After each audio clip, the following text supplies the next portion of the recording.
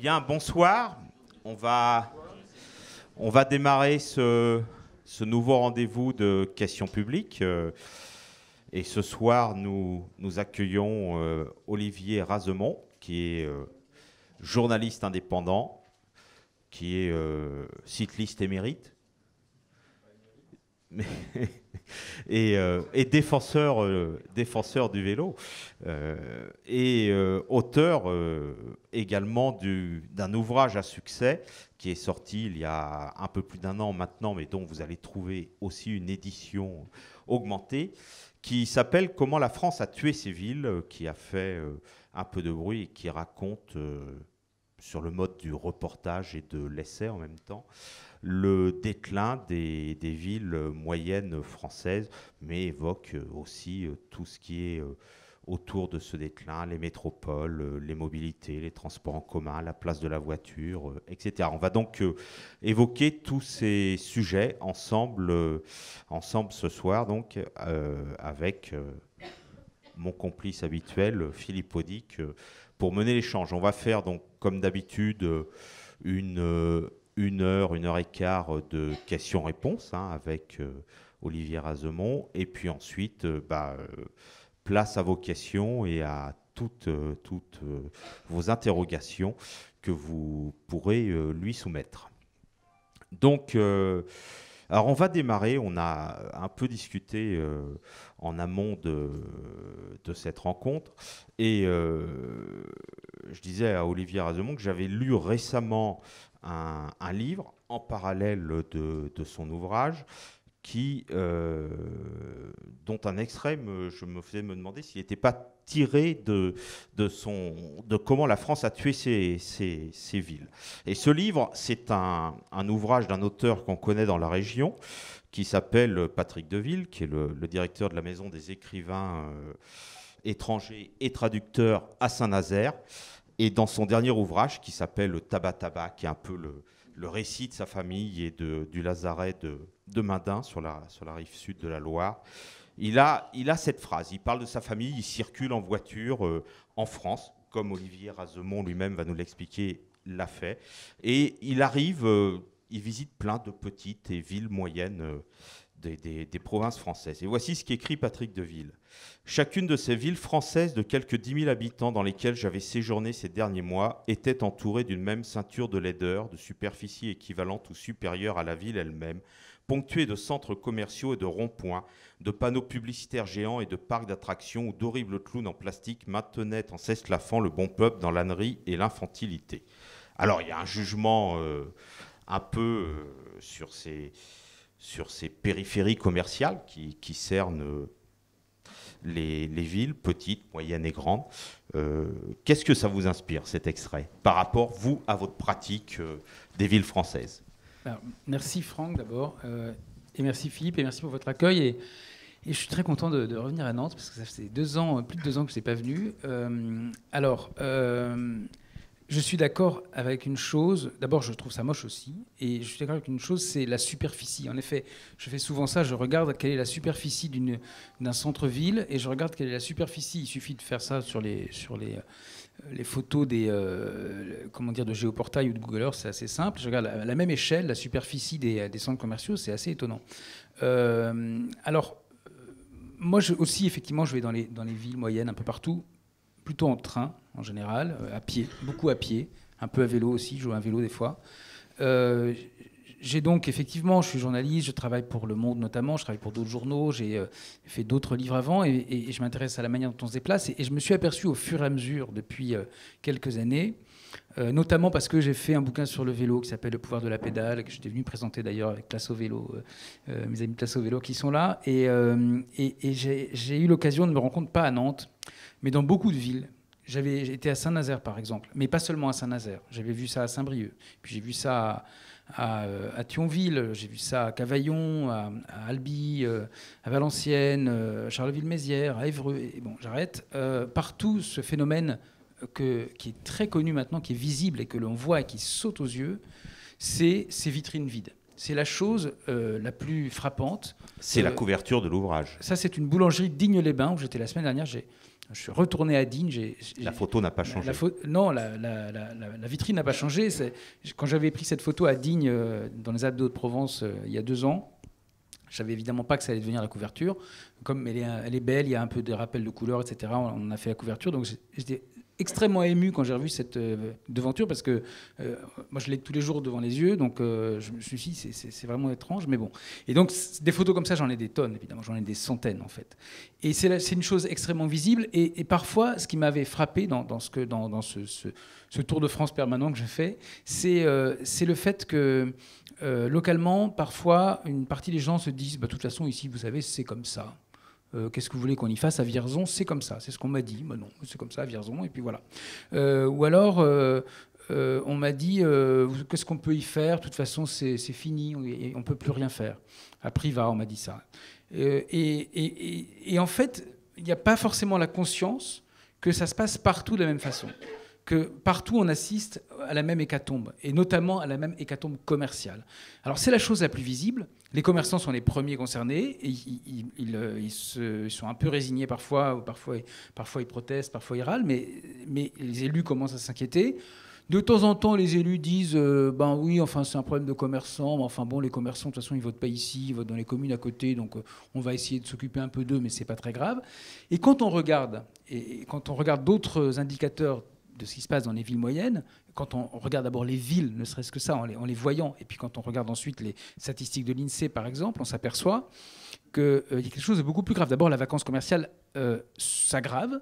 On était l'an dernier à 11% de vacances commerciales en 2016, et on était seulement à 9% il y a 2 ans avant. Donc on a une progression de la vacance commerciale d'année en année, encore maintenant, qui touche essentiellement les petites villes et les villes moyennes, qui touche beaucoup moins les métropoles. Nantes est très peu concernée par... Il y a bien sûr qu'il y a des... Mais c'est très limité par rapport à d'autres villes.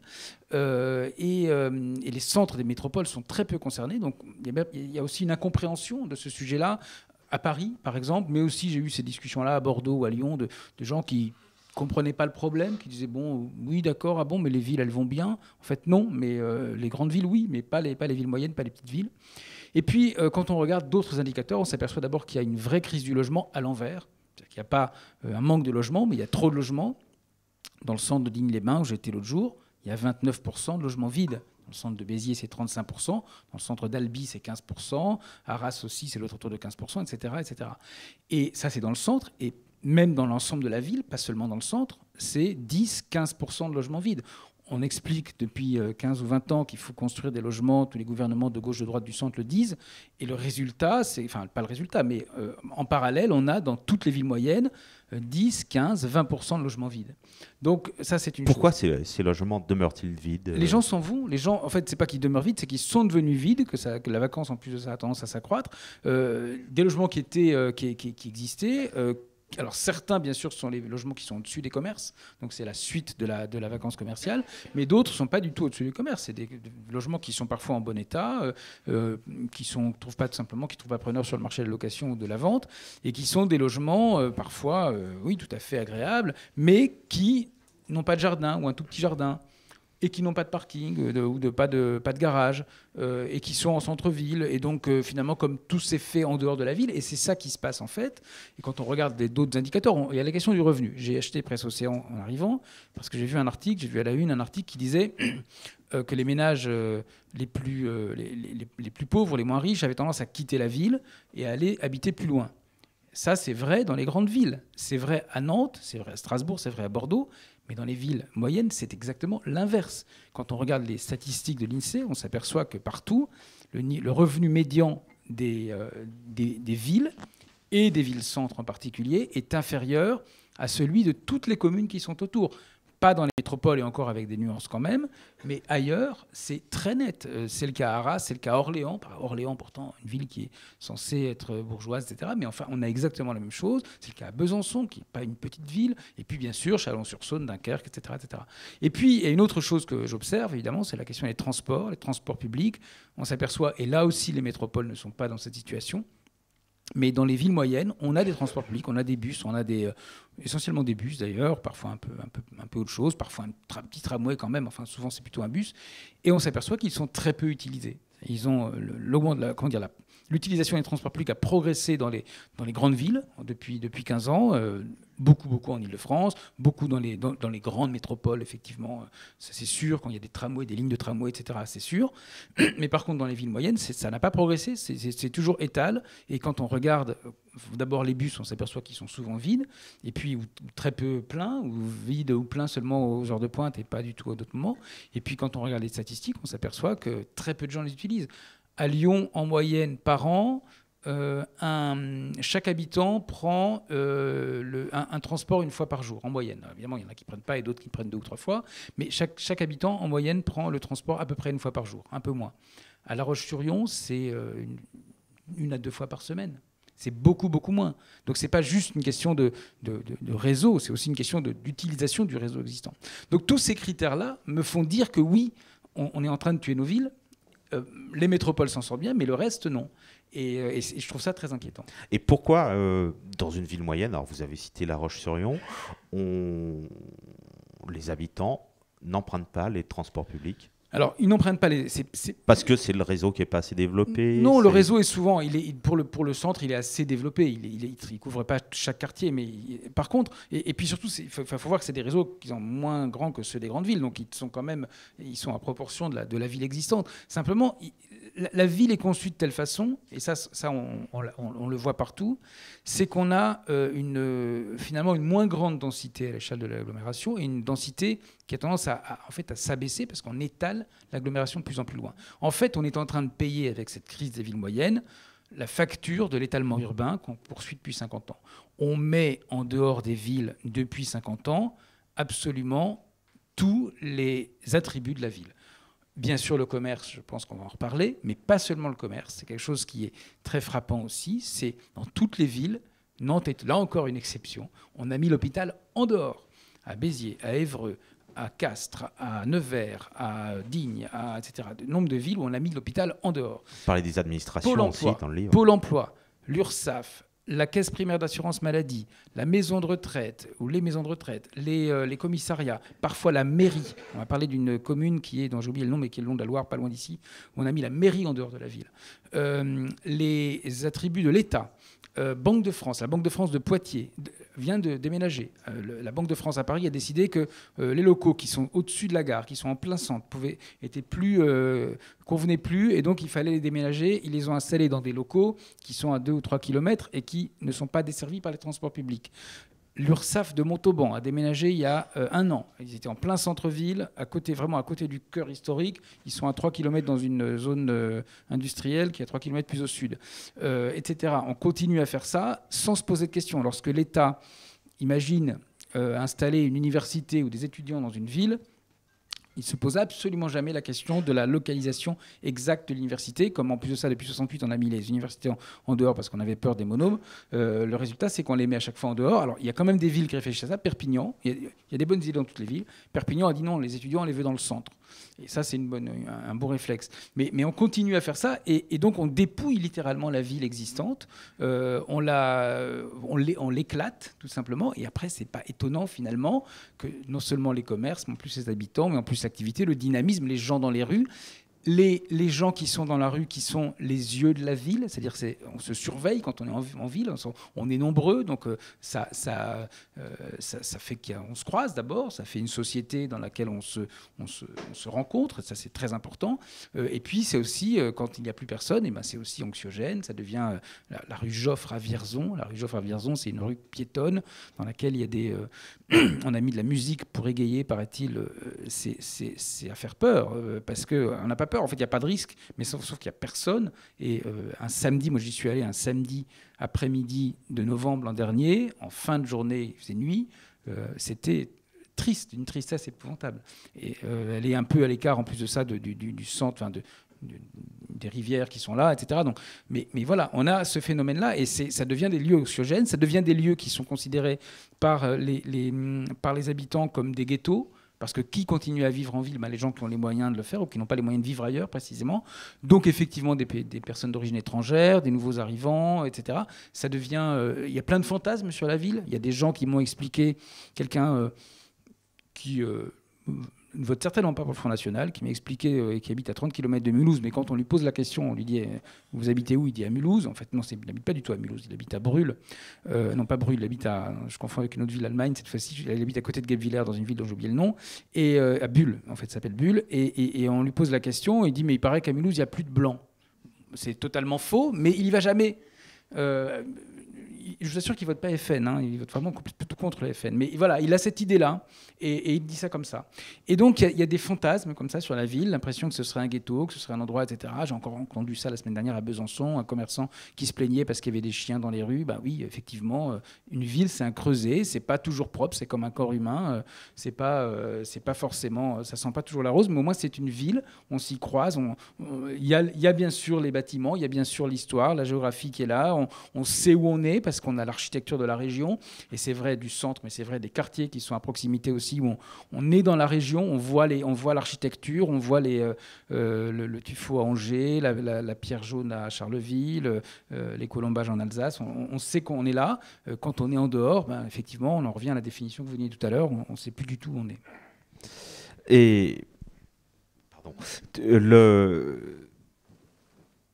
vous avez aussi, vous insistez beaucoup dans votre ouvrage sur la place de la voiture et cette envie de l'automobiliste de s'arrêter, enfin d'aller jusque là où il doit aller, c'est-à-dire de ne pas faire un pas de trop. En fait, on a construit la ville, ou on continue à construire. Quand la maire de Calais veut installer un nouveau centre Leclerc pour, paraît-il, dynamiser sa ville, quand le maire de Saint-Étienne veut un nouveau centre commercial parce qu'il va s'appeler Style, quand Europa City fait du lobby pour mettre une espèce de zone géante en Ile-de-France, quand Val Tolosa, Unibail Rodamco fait la même chose, quand le promoteur Antoine Frey explique les 15 jours à Paris dans un colloque consacré au thème réconcilier ville et commerce, que quand même ça va pas assez vite, il faut mettre plus de centres commerciaux. Qu'est-ce qu'on fait? On construit la ville pour la voiture individuelle. En fait, on part du principe, même si on met des pistes cyclables qui font le tour du centre commercial, et même si on met des lignes de bus, mais on part du principe que de toute façon, tous les déplacements doivent pouvoir se faire en voiture individuelle si on le souhaite. Donc on construit la ville pour la voiture individuelle.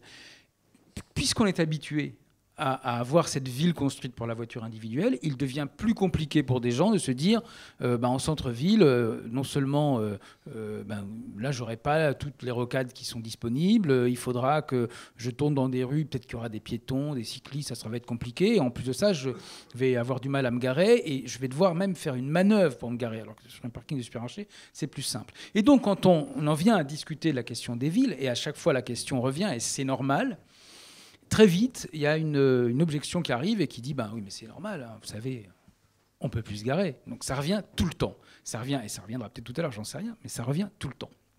Et ça revient voilà, dans les articles, en dessous les forums, tout ce qu'on veut, les émissions de radio, partout, tout le temps. Et pourquoi on en arrive là? Quand on en est là, souvent, on s'arrête à ce constat, on dit on peut plus se garer. Puis voilà, c'est normal, il suffirait de remettre des voitures partout, ça ira beaucoup mieux.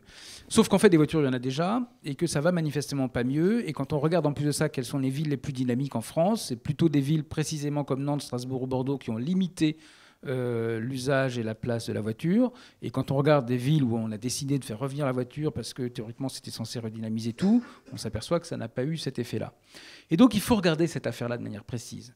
Et il faut se poser la question. Et il faut se dire, ok, mais vraiment, d'abord, à quoi va servir une voiture? Elle sert, alors j'ai une photo que j'avais prise une fois à Brive-la-Gaillarde où on voit une affiche devant un commerce qui dit « Parking réservé aux clients pendant la durée des achats ». Et quand on regarde ce que ça signifie qu'en gros, il y a deux sortes de voitures. Il y a la bonne voiture. La bonne voiture, c'est celle qui s'arrête devant mon magasin avec des consommateurs dedans qui achètent beaucoup de choses et qui s'en vont après pour laisser la place à une autre. La mauvaise voiture, c'est toutes les autres, y compris celles qui s'arrêtent devant mon magasin avec beaucoup de consommateurs dedans qui achètent des choses et qui restent. Alors celle-là, non, elle est mauvaise parce qu'elle reste, elle prend la place d'une autre voiture. Et il faut se poser la question et de se dire, d'abord, il y a toutes ces voitures ventouses. Ensuite, il y a des voitures ventouses de gens qui ont pu faire des achats, parce que souvent, quand on dit on peut plus se garer, on part du principe que c'est le commerce. Moi, je passe mon temps à dire que la ville, même si c'est vrai que le commerce est très important, mais c'est pas seulement le commerce.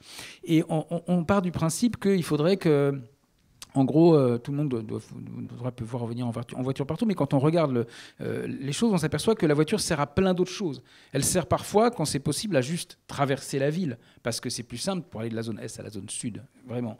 Littéralement, dans certaines villes, c'est ça.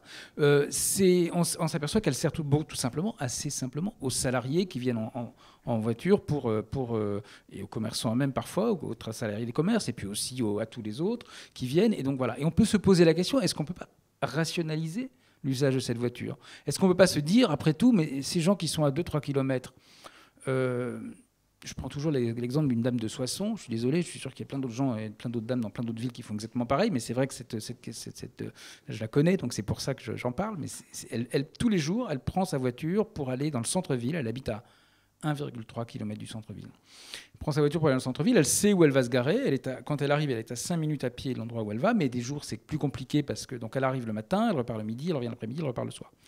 Et en fait, elle voudrait bien venir à vélo, mais il n'y a pas d'infrastructure, il n'y a pas d'arceau. Et puis, quand elle est à vélo, elle se fait klaxonner, donc c'est pas très agréable. Et c'est dommage, parce qu'en fait, si elle venait à vélo, il y aurait de la place pour une voiture qui vient vraiment de loin et qui vient vraiment pour un truc utile. Donc, elle, c'est utile pour elle, c'est son boulot, hein. Mais simplement, elle n'est pas nécessairement... Donc, il faut se poser cette question. Alors, comment se désintoxiquer ? Et quand on regarde ça, on se dit, mais il y a des transports publics qui sont sous-utilisés. Une bonne partie des gens pourraient tout à fait... Alors, pas tout le monde, parce qu'à chaque fois que je dis ça, c'est étonnant. Je vais répéter la chose. Une bonne partie des gens pourraient venir à vélo. Je répète la phrase. Une bonne partie des gens pourraient venir à vélo. Ça ne veut pas dire qu'on va mettre tout le monde sur un vélo tout le temps. Non, parce qu'on me le dit. Un journaliste de radio, avant-hier, qui me dit ah, vous avez dit vélo, alors tout le monde va venir à vélo. Je dis non, je n'ai pas dit ça. J'ai juste dit qu'une partie des gens pourraient venir à vélo de temps en temps. Ce n'est pas la même chose. Si 15 à 20% le faisaient, ça modifierait plein de choses. Faut-il encore qu'ils puissent le faire ? Il y a les trottinettes. Et donc, bien sûr qu'il y a des trottinettes, bien sûr qu'il y a des gyropodes, bien sûr qu'il y a tout ça. Et donc, les bus qui sont totalement sous-utilisés. Le bus du Brive-la-Gaillarde, celui de Saint-Malo, je suis seul dedans quand je le prends. Et je regarde les statistiques et je comprends pourquoi je suis seul dedans. Donc, on a cette question-là des déplacements qu'il faut prendre par les cornes, qu'il faut regarder. Et quand on fait des études en plus précises, et il y a très peu d'études malheureusement qui sont faites, j'avais posé la question à quelqu'un de la métropole, ici à Nantes, il y a quelques années, après la zone, après la ZTL, la zone de trafic limité du centre de Nantes, je lui avais posé la question, je lui ai dit, mais pourquoi vous n'avez pas fait une étude a posteriori ? Ah ben non, on avait prévu de le faire, puis on ne l'a pas fait. On ne fait jamais d'études a posteriori. Les seuls qui le font parfois, c'est soit des commerçants, soit des militants anti-hypermarchés, ou des militants pro-vélo d'ailleurs, qui sont parfois les mêmes, mais pas toujours. Mais les militants, mais les commerçants, ils l'ont fait à Vannes, par exemple. Il y a des commerçants dans le centre de Vannes qui ont fait une étude et qui ont, juste pendant une semaine, il y a une petite place à Vannes qui n'est pas piétonne, où il y a un poissonnier, un caviste, un fromager, je ne sais plus exactement, une librairie, des boulangeries, etc. Et ils ont demandé aux gens, pendant une semaine seulement, vous êtes venus comment ? Vous venez d'où ? Est-ce que vous êtes venus juste pour faire des achats ? Ils se sont aperçus que les gens venaient surtout ils sont venus pour faire des achats. Qu'une majorité était venue en voiture, mais 54% sur l'ensemble de leur clientèle, plus pour certains magasins que pour d'autres, et que surtout pour les Vanntais, donc les habitants de Vannes, 56% étaient venus à pied. 56%, alors on peut extrapoler, est-ce que ça veut dire que 56% des Vanntais font leur course à pied ? Peut-être pas, mais ça veut dire qu'à cet endroit-là, puisqu'on n'a pas d'étude globale, malheureusement, on ne peut pas dire ça, mais ça veut dire qu'à cet endroit-là, 56% des gens étaient venus à pied. À Paris, c'est 79% des courses qui se font à pied. Il y a 23% de différence, 23 points entre Vannes et Paris, alors qu'il y a 20 fois plus d'habitants, si je ne me trompe pas, dans l'une que dans l'autre. Donc, ça veut dire qu'il y a une bonne partie, contrairement à ce qu'on imagine, même dans une ville de 55 000 habitants comme Vannes, il y a énormément de gens qui en fait font leur course à pied. Donc il faut regarder cet aspect-là, pour commencer par la connaissance. Et une fois qu'on a la connaissance, évidemment, c'est les gens qui font à pied, il faut qu'ils puissent le faire. Il faut qu'il y ait des trottoirs. Le nombre de villes où il n'y a pas de trottoir, pas dans le centre, mais un peu plus loin, il faut pouvoir, c'est bête, on parle toujours de l'accessibilité des zones piétonnes. Ok, on pense au parking, aux voitures, tout. Il faut pouvoir accéder à la zone piétonne à pied. Ben oui, donc ça veut dire qu'il faut qu'il y ait des trottoirs. De préférence, pas avec des voitures ou des scooters garés dessus. De préférence, avec des carrefours qu'on peut traverser avec un enfant qu'on tient par la main. Et pas se poser la question, de préférence, avec des carrefours où il n'y a pas des barrières de chaque côté. Donc il faut se poser systématiquement ces questions. Comment on fait pour sortir des bus qui sont là ? Évidemment, le vélo aide. Une fois qu'on a fait ça, on peut se dire une partie des gens peuvent venir à vélo, mais il faut des infrastructures. Je ne peux pas en parler longtemps, mais ça, je ne vais pas le faire. Maintenant, en tout cas, voilà. Donc il faut songer à toutes ces choses-là. Et souvent, on l'oublie. Voilà. Et vous pensez qu'on peut convaincre les automobilistes? Mais Ou c'est un travail d'éducation au long cours? En fait, ça veut pas dire grand-chose. Je suis désolé, convaincre les automobilistes, parce que c'est pas les automobilistes, ça veut pas dire grand-chose. Simplement, il faut, quand il y a des mesures qui sont prises, alors ça dépend, c'est très variable d'ailleurs. Il y a des villes où on fait des choses, ça passe, il n'y a aucun problème. On limite, on enlève des places de stationnement, ça pose aucun problème. Tout le monde trouve ça, on l'a fait d'ailleurs. J'ai vu qu'on l'avait fait rue Léon Blum, à côté d'ici, cet été, pendant 2 mois, et ça a posé strictement aucun problème, d'après ce que j'ai lu, en tout cas dans tous les articles parus sur ce sujet dans la presse. Et puis il y a des moments, des endroits où les gens vont râler un peu. Une partie des gens vont râler un peu. Donc ce n'est pas les automobilistes, il faut se poser la question de l'usage rationnel. Et en fait, quand on fait ça, effectivement, il faut le savoir et il faut le dire, une partie des gens, et c'est vrai, ne viendront plus parce qu'ils ne peuvent plus venir en voiture exactement devant leur magasin. Et celui-là, il ne pourra plus venir. C'est vrai. Mais il faut se poser la question, c'est dommage, parce que quand il venait, il se garait précisément sur le passage piéton, une fois sur 2. J'extrapole, mais c'est ça quand même. C'est la façon dont ça se passe. Donc il faut dire peut-être que finalement, s'il ne se gare pas sur le passage piéton, c'est peut-être pas plus mal. Si lui ne peut plus venir, d'accord. Mais il y en a tellement d'autres qui pourront venir parce qu'ils pourront se dire, tiens, je peux passer le passage piéton. Donc voilà, un exemple, je prends l'exemple de Béthune. Béthune, Pas-de-Calais, 30 000 habitants dans mon mémoire. Juste après les municipales de 2014, le maire explique, est nouvellement élu, explique qu'il veut faire revenir la voiture en ville, il explique que c'est la modernité, que c'est super, qu'il ne faut surtout pas empêcher les gens de venir en voiture. 6 mois plus tard, ils s'aperçoivent que ça n'a pas d'effet sur le commerce. Il continue à avoir, je ne sais plus quel est le taux de vacances, 15 à 20% de commerce vide, et ça n'a aucun effet. D'abord, il a, à mon avis, fait l'erreur de se focaliser uniquement sur le commerce, parce qu'en ville, on n'est pas seulement des consommateurs, mais on y reviendra sans doute. Et en fait, il s'aperçoit 6 mois après que ça pose problème. Donc, qu'est-ce qu'ils font? Ils disent on va faire une zone bleue pour éviter les voitures ventouses. C'est déjà intéressant. Ça veut dire qu'on peut stationner, mais on ne peut pas stationner trop longtemps. Et on peut pas. Et donc, on peut par contre stationner plus loin, parce que Béthune, j'ai vu, mais il y a des tas de places qui sont toutes des parkings. Un peu plus loin, on peut tout à fait stationner. Et puis, le conseiller municipal délégué au commerce explique dans la Voie du Nord que, vous savez, on peut marcher aussi. Il y a 5 minutes entre la place là-bas et la Grand Place. Donc, en fait, on peut le faire. Donc, simplement, il s'est rendu compte. Et pareil à Quimper. J'ai eu au téléphone plusieurs fois le maire de Quimper, Ludovic Jolivet, qui m'a expliqué au début...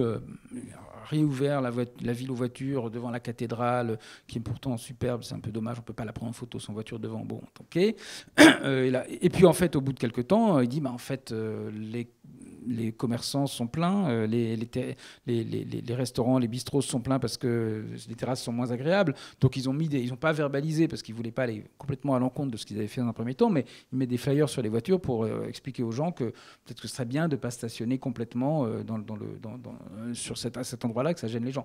Donc voilà, il faut se poser ces questions-là.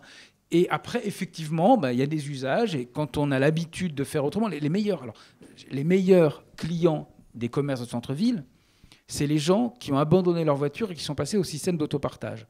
Et dans toute la France, il y a un système, une société qui s'appelle Cities. Ici, il n'y en a pas, c'est Marguerite, mais vous connaissez sans doute. C'est un système qui permet en fait de louer une voiture 24 heures sur 24 pour 1 heure, pour 3 jours, pour différents types de voitures, une berline familiale, une petite, même un coupé. On peut même louer une Tesla à Marseille. Bon, c'est génial, on peut choisir sa voiture en fait. Et les gens qui passent à ce système-là, généralement, ils le font en disant... J'utilise très peu ma voiture, mais je l'utilise au moins 1 fois par semaine pour aller faire mes courses à l'hypermarché. Donc là, j'en ai plus besoin. Je la revends parce qu'il y a eu un accident, j'en ai plus besoin. Par contre, je passe à l'autopartage. Comme ça, toutes les semaines, je pourrais louer une voiture pour aller faire mes courses à l'hypermarché. Puis en fait, assez vite, ils s'aperçoivent que ça leur coûte effectivement le prix de la location à chaque fois pour aller faire leurs courses le samedi après-midi, que ça leur prend 3 ou 4 heures.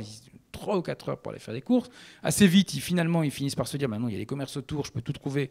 J'ai qu'à aller dans les commerces autour plutôt que de louer une voiture pour aller à l'hypermarché. Ils utilisent la voiture, en l'occurrence, pour autre chose. Ils l'utilisent pour aller à un spectacle, pour faire des week-ends, etc. Mais du coup, ils ont un usage beaucoup plus rationnel de leur voiture. Donc, ça ne veut pas dire, je le redis encore, que tout le monde est obligé de passer à l'autopartage. Non, mais ça veut dire que ceux qui le font sont effectivement très vertueux par rapport à la ville, et que ce n'est pas seulement dans les métropoles qu'on est susceptible de le faire. On est en train de mettre de l'autopartage, je crois, à Châlons en Champagne, et donc il y a aussi des enjeux là qui peuvent se faire. Qu'est-ce que vous avez pu voir comme solutions qui fonctionnent dans ces villes moyennes dévitalisées ou en voie de dévitalisation et qui essaient de remonter la pente. Qu'est-ce qu'il y a comme... alors, je précise au passage que comment la France a tué ces villes, que vous avez là-bas et que vous pourrez vous procurer tout à l'heure pour les personnes intéressées, vient de sortir une édition augmentée dans laquelle justement vous évoquez un peu les solutions qui marchent. Oui, c'est la librairie rue Durance qui est là. C'est le libraire qui est là, je crois. Alors, oui, depuis un an, à force d'aller un peu partout en France, de regarder ce qui se passe, de me promener aussi à pied, de voir des choses, de parler avec des élus, de parler avec des commerçants, de parler avec des associations de citadins qui sont toujours extrêmement décidés à pas se laisser faire, à pas mourir, partout il y a des gens qui ont envie que leur ville vive. Je m'aperçois qu'il y a plein de bonnes idées qui ne sont pas forcément connues parce qu'elles sont pas... Elles sortent pas du périmètre de la ville, elles sont peu connues, il y a peu de... voilà, il n'y a pas forcément de connaissances au-delà de la ville. Et il y a plein de bonnes choses. Alors d'abord, une chose quand même importante, il n'y a pas de solution unique, immédiate et miraculeuse. Il n'y a pas de ville à copier, désolé. Les villes qui à la limite sont à copier sont probablement les métropoles, mais avec certains aspects et pas d'autres, et donc c'est un peu compliqué, et puis ça dépend aussi de la configuration, et puis en fait c'est pas si simple de copier une métropole. Par contre, il y a énormément de bonnes idées. Alors bien sûr, il y a une chose d'abord il y a une chose très importante, c'est comment dire, d'avoir une stratégie globale de la ville, et beaucoup ne l'ont pas. Il y a encore des villes, la maire d'Albi refuse de reconnaître qu'il y a un problème. Le maire de Pau, alors... Un jour, je me suis fait engueuler par un adjoint au maire de Pau parce que j'avais dit ça. Enfin, le maire de Pau n'a pas l'air, c'est Bayrou, n'a pas l'air de particulièrement, d'après ce que m'ont dit plusieurs personnes, de considérer et d'admettre qu'il y a un problème. C'est compliqué d'admettre pour un maire qu'il y a un problème. C'est compliqué parce que ça veut dire ben oui, voilà, on a un problème, et le dire à d'autres. Ils le disent entre eux parfois, mais le rendre public, c'est pas forcément facile. Ensuite, donc ça c'est une première chose. Ensuite, on a besoin de connaissances, on a besoin de faits. On a besoin justement de savoir quelle est la proportion de gens qui viennent en voiture. On a besoin de connaître le prix moyen des fonds de commerce dans une rue. On ne le connaît pas nécessairement. Je parlais avec un commerçant à Évreux qui me disait, moi je me suis installé dans une rue perpendiculaire à la rue principale, qui est la rue principale commerçante d'Évreux, et là les loyers sont beaucoup, beaucoup trop chers. Par contre, dans la rue perpendiculaire, c'est 7 fois moins cher. C'est genre 500 € d'un côté, 3500 de l'autre. Donc je me suis installé là. S'il y avait une connaissance, certaines villes le font, ils l'ont fait à Digne justement, une connaissance précise des lieux vides, des lieux pleins, de type du prix effectivement payé à chaque fois ou du prix qui a été payé ces dernières années, ça permet de faire une cartographie et de se dire, tiens, il y a cette rue-là manifestement où les loyers sont beaucoup, beaucoup moins chers, il y a déjà quelques commerces, on peut en faire une rue commerçante. Bien sûr, les loyers vont augmenter, ils vont passer de 500 à 1500, mais ils ne vont pas tout de suite monter à 3005. Donc là, il y a des choses à faire. Il y a la taxation des fonds de commerce vides. Pas taxés pour le plaisir de taxer seulement, pas juste, comme on le croit souvent, pour récupérer des sous, c'est pas ça le sujet. Par contre, ça permet de reprendre contact avec les propriétaires. Et ça, dans toutes les villes, je l'ai vu, ça permet de se dire, tiens, mais là, on a une famille qui est propriétaire de ça, ils en ont plusieurs, ils veulent pas louer parce que ça les embête, parce qu'en fait, finalement, ça va pas leur apporter assez d'argent, parce qu'ils doivent faire des travaux. Parfois, ils ignorent qu'ils sont propriétaires. À Nevers, il y a des propriétaires de fonds de commerce. Quand on les appelle, ils disent ah non, mais moi, je crois pas, c'est mon frère qui est propriétaire. Donc voilà, c'est lui qui en a hérité. Non, c'est vous. Bon. Donc ça permet de reprendre contact. À Joinville, je suis désolé pour les gens qui ont déjà entendu ça, mais à Joinville, en Haute-Marne, 3000 habitants, c'est tout petit. Ils font un truc, ils font plusieurs trucs bien. Ils font un truc bien, qu'on m'a dit l'autre jour. Ils ont décidé, la mairie a décidé de financer les travaux des fonds de commerce vides. Donc les propriétaires de ces fonds de commerce voient leurs travaux financés, 10 000, 20 000, 30 000 euros, mise aux normes, adaptation, des fois il manque des toilettes, enfin des trucs tout bêtes. Et en échange, le propriétaire loue à un commerçant à moitié prix. Alors, je ne sais pas si ça va marcher, mais c'est une piste qui peut être utilisée. Alors ça semble... Voilà. c'est une piste qui peut être utilisée pour d'autres villes également. Il faut un autre truc que j'aime beaucoup et dont j'ai parlé déjà beaucoup, mais je trouve que ça mérite d'être connu et répété. Ils ont organisé au mois de mai, il y a exactement 6 mois, une sorte de foire aux biens à vendre. Ils ont beaucoup de commerces vides, mais ils ont beaucoup de logements vacants aussi. Joinville, c'est une petite ville, donc au bord de la Marne, en Haute-Marne, c'est très rural autour. C'est une ville qui a été... il y avait un château avant la Révolution. Les rois de France y séjournaient de temps en temps. La ville a brûlé totalement au XVIe siècle. Résultat pratique, elle a été reconstruite en pierre. Il y a des hôtels particuliers superbes, avec des boiseries, des cheminées, qui parfois sont revendues d'ailleurs par des gens qui rachètent les maisons et qui sont revendues à des marchands de biens un peu partout dans le monde, et en France aussi. Mais en tout cas, ils ont quand même encore certains de ces hôtels particuliers avec des vaisseliers superbes, etc., etc. Et ils ont décidé de faire un marché aux biens à vendre, une sorte de journée porte ouverte. Ils ont contacté tous les propriétaires 6 mois à l'avance. Ils leur ont dit, voilà, tel week-end, vous pourrez faire visiter votre bien. Ils ont communiqué. Moi, ils m'avaient invité pour faire une conférence et puis je suis resté. Du coup, j'ai même prolongé mon séjour. J'ai fait du vélo au bord de la Marne. Enfin, c'est super et tout. Et surtout, j'ai pu visiter un certain nombre de ces maisons. Alors, il y en a qui sont effectivement dans un état épouvantable, poutres vermoulues et tout ça, qui sont vendus 2 000 €, voire 1 euro symbolique. Et puis, il y a aussi des endroits absolument superbes, très grands, avec des pièces extraordinaires. Et ils ont effectivement, depuis quelques mois, ils me l'ont dit encore récemment, on a réussi à faire des ventes, on a fait davantage de ventes que l'an dernier. Ça permet non seulement effectivement de vendre un certain nombre de biens, de repeupler la ville. Comme c'est une petite ville, et c'est une ville, 3 000 habitants, à partir du moment où il y a ces attributs-là, c'est une ville, il y a une gare, il y a des commerces, il y a des services, donc c'est une ville. Et ça permet aussi aux habitants de la ville, je ne sais jamais si on dit Joinvillais ou Joinvillois parce que je confonds avec l'autre Joinville, mais peu importe, ça leur permet de se réapproprier leur ville. Ça leur a permis de visiter des endroits qu'ils n'avaient pas encore vus. Ils ne s'imaginaient pas que dans leur ville, il y avait des endroits aussi beaux. Donc c'est aussi ça l'important, c'est la fierté de la ville, être fier de sa ville.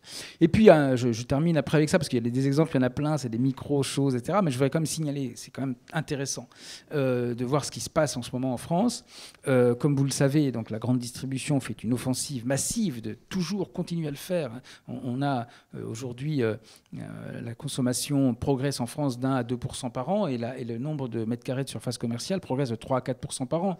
Donc ça n'a rien à voir. Le consommateur n'a pas besoin des nouvelles zones qui ouvrent, même s'il a l'impression, comment ça, il n'y a pas de H&M à Arras, quel scandale, ça y est, enfin on a un H&M, c'est génial. Sauf qu'en fait, il va y aller une fois ou deux et puis le reste du temps, ça va plutôt dépouiller le magasin d'à côté. Mais bon, ça, on continue, il y a cette offensive-là. Et puis, il y a des endroits où c'est des villages gaulois, peut-être, on peut dire ça, je ne sais pas, mais en tout cas des endroits qui réagissent. Tournu en Saône-et-Loire, c'est un exemple que là aussi je prends souvent, pour ceux qui m'ont déjà lu, j'en suis désolé, mais qui est donc entre Dijon et Lyon, entre Mâcon et Chalon-sur-Saône. Et là, il y a eu un projet, le maire qui a été élu en 2014 avait un projet de création de zones commerciales, ou plutôt, au début, il appelait ça un pôle économique. Mais il disait c'est pour faire venir les entreprises qui vont revitaliser Tournu, donc 5 700 habitants, c'est tout petit, au bord de la Saône, c'est joli, il y a une vieille abbatiale, bon, bref. En fait, il a dit, bon, pour l'instant, je n'ai pas tellement trouvé d'entreprises qui vont venir dans mon pôle économique, mais par contre, j'ai trouvé un Leclerc. Et là, bronca, des commerçants, le libraire, le pharmacien, tous les artisans, les élus, une partie des élus de l'opposition, mais aussi de sa propre majorité, une partie des habitants, 600 personnes qui ont adhéré sur 5700 à une association. Une partie du conseil municipal n'a pas supporté cette situation, a démissionné. Il y a eu de nouvelles élections qui ont eu lieu il y a un mois pile, c'était le 8 octobre. On est 1 an après l'élection de Trump, mais on est aussi 1 mois après l'élection de Tournu. Et le maire en question a été battu à plat de couture, il a fait 23%. Et la liste d'opposition qui s'est constituée donc contre le centre Leclerc a fait 62%. Les électeurs, dans certains cas, peuvent aider. Dernier exemple encore, vous savez que les zones commerciales doivent être attribuées par des commissions départementales et puis des commissions nationales d'aménagement commercial. Et ces commissions, la plupart du temps, acceptent les zones, considèrent que c'est très bien. Dans 75% des cas, il y a une acceptation des nouvelles zones. Moi, je préconise que, c'est pas seulement moi qui préconise, ça vient d'une association qui s'appelle Perpignan Équilibre, qui le disait, il faudrait rendre public pas seulement les décisions, mais aussi les débats. d'ailleurs les non-débats parfois de ces commissions, de façon à ce qu'on comprenne qui vote pour, qui vote contre, quels sont les arguments des uns et des autres. Et je trouve que ce serait très intéressant que les citoyens puissent y assister et que la presse, bien sûr, puisse y assister également. Et il se trouve qu'il y a une décision qui a été rendue le mois dernier, qui a été publiée par la Commission nationale, donc celle qui fait le recours à Paris, et qui dit, à propos d'une zone commerciale dans la banlieue de Charleville-Mézières, à Warcq, dans les Ardennes, donc, et qui dit, en fait, c'est un projet qu'on va refuser, qu'on rejette complètement, parce que, premièrement, ça consomme des terres foncières, et c'est pas une bonne idée. Deuxièmement, c'est un projet qui est uniquement basé sur le tout automobile. C'est écrit comme ça dans la décision, sur le tout automobile. On fait des rocades, etc., mais ça ne prend pas du tout en compte les gens qui pourraient venir autrement, et donc ça renforce la fonction routière de l'agglomération. Et puis en plus, ça fait concurrence au commerce des bourgs autour et de Charleville-Mézières, où il y a déjà 13% de vacances commerciales. En fait, en principe, ils n'ont pas le droit de se positionner sur la question de la concurrence depuis 2009, mais par contre ils l'ont fait quand même, et ils ont rajouté un considérant, et puis de toute façon en plus de ça on ne peut pas y accéder à pied et à vélo, donc là c'est le considérant qui a emporté tout le reste. Ils ont repris, enfin j'allais dire tous mes arguments, ce n'est pas seulement les miens heureusement, mais ils ont repris tous les arguments en disant on ne peut plus continuer, en tout cas celle-là, j'espère qu'il y en aura d'autres, mais on ne peut plus continuer à faire ça, parce que personne ne propose de détruire les zones commerciales existantes. Au passage, elles se détruisent toutes seules, parce qu'il y a aussi plein de friches commerciales. Mais par contre, la question, est-ce qu'on veut encore en construire des nouvelles? Est-ce qu'on veut encore continuer à dépouiller la ville? Ou est-ce qu'on refait la ville pour les habitants? D'ailleurs, enfin, petit sujet d'actualité, c'est un des posts du blog que vous avez sur le site dumonde.fr, hein, l'interconnexion n'est plus assurée. Récemment, enfin, le gouvernement a décidé de... Charleville-Mézières serait plutôt une exception, donc, mais a décidé de maintenir le rythme en matière de création de... Oui, c'est-à-dire que ce qui se passe depuis 6 mois, ça peut être intéressant. Il y a d'abord cette priorité au transport du quotidien que je trouve intéressante. Et puis, il y a quand même, et ça c'est en partie la nouvelle majorité, mais ce n'est pas seulement la nouvelle majorité, c'est aussi simplement le fait qu'il y ait une nouvelle majorité tout simplement, ou que le temps a passé tout simplement, c'est qu'il y a de plus en plus de gens qui s'intéressent à ce sujet. Il y a des députés, Patrick Vignal, député En Marche de l'Hérault, Mathieu Orphelin, député En Marche du Maine-et-Loire, des députés de droite aussi, Parigi, je crois, en Ile-de-France, député de gauche, Olivier Dussopt en Ardèche, qui s'intéressent à ce sujet. Et le gouvernement est en train de préparer un plan de sauvegarde des villes qui se positionne pas seulement sur les centres-villes et pas seulement sur le commerce. C'est très important parce que c'est pas seulement, là encore, une question de commerçants, mais ça va bien au-delà. Donc je trouve ça intéressant. Donc ils ont fait ça, un plan pour sauver les villes, et en même temps, cette annonce qui a été faite par Bercy il y a 15 jours dans le colloque dont je parlais, de ne pas faire de moratoire sur les zones commerciales. En effet, il y a un moratoire, c'est-à-dire en fait une demande qui est faite par le député de l'Hérault, Vignal, député En Marche de l'Hérault, qui dit, pas seulement lui, mais on fait de plus en plus de villes font des moratoires en disant on arrête de faire de nouvelles zones. Le maire de Bourges, après en avoir fait pas mal quand même, a annoncé sur Twitter après et sur Brut ensuite, le média en ligne qui est viral, là, je ne fais plus de zone commerciale parce que ça tue ma ville. À Angers, ils ont annoncé, après à Tôle, bon. À Avignon, à Montbéliard, j'ai rencontré la maire de Montbéliard l'autre jour qui m'a dit je ne veux plus de ces zones, etc. Donc il y a de plus en plus, le maire d'Agen aussi, de plus en plus d'élus qui disent ça. Mais le gouvernement a décidé de ne pas faire de moratoire. En tout cas, il n'y a pas cette décision qui est prise. Voilà, donc on est dans le en même temps. De circonstances. Voilà. Et vous parlez des élus, enfin vous en parlez dans votre bouquin, vous venez d'en parler, il y a une prise de conscience quand même, vous constatez, enfin, ces centres-villes qui se meurent ou sont morts. Pas partout. Ça réagit pas Pas partout. Est-ce qu'il y a une cartographie des élus qui bougent? Oui, il y a une carte sur Facebook maintenant. Il y a le collectif, je sais plus comment, le collectif européen. Comment il s'appelle?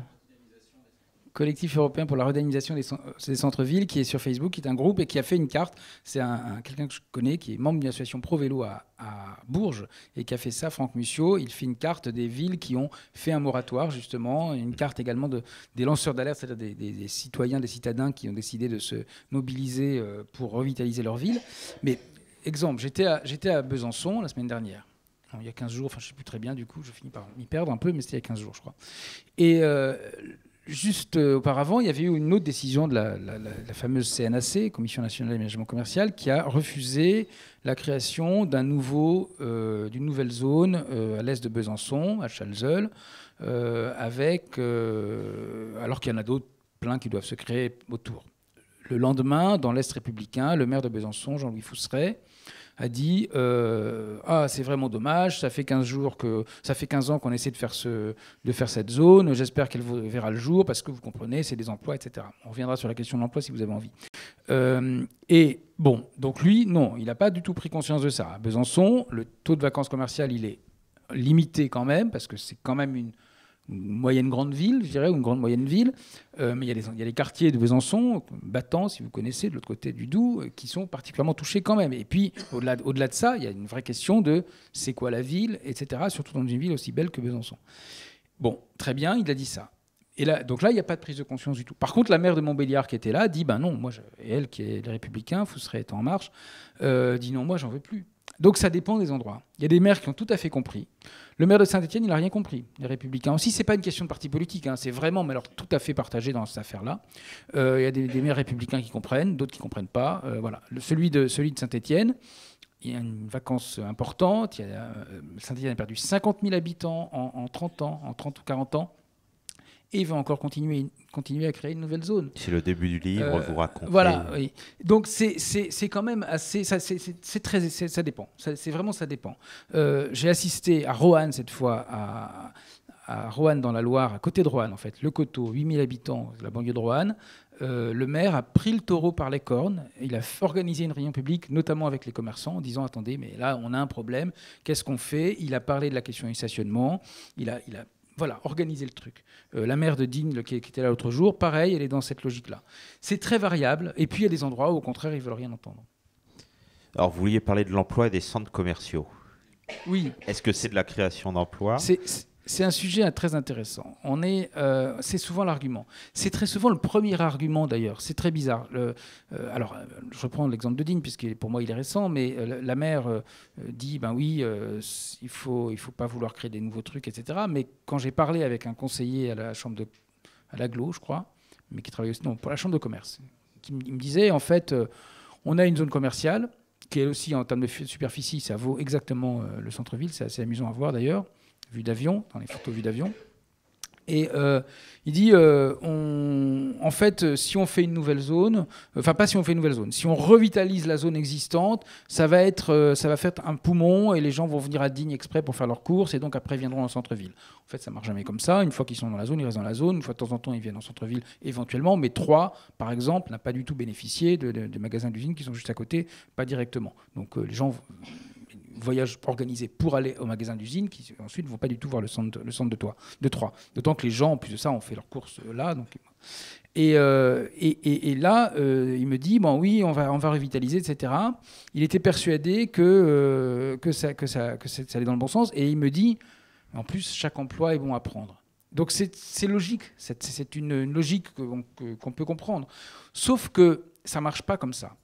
D'abord, il y a très peu d'études sur ce sujet, et ça, c'est dommage. Il y a quand même des études qui montrent... Il y a ce que dit Christian Jacquiot, qui a écrit un livre en 2000 sur ça s'appelle « Les coulisses de la grande distribution », qui dit qu'un emploi créé en périphérie en détruit 3 en ville.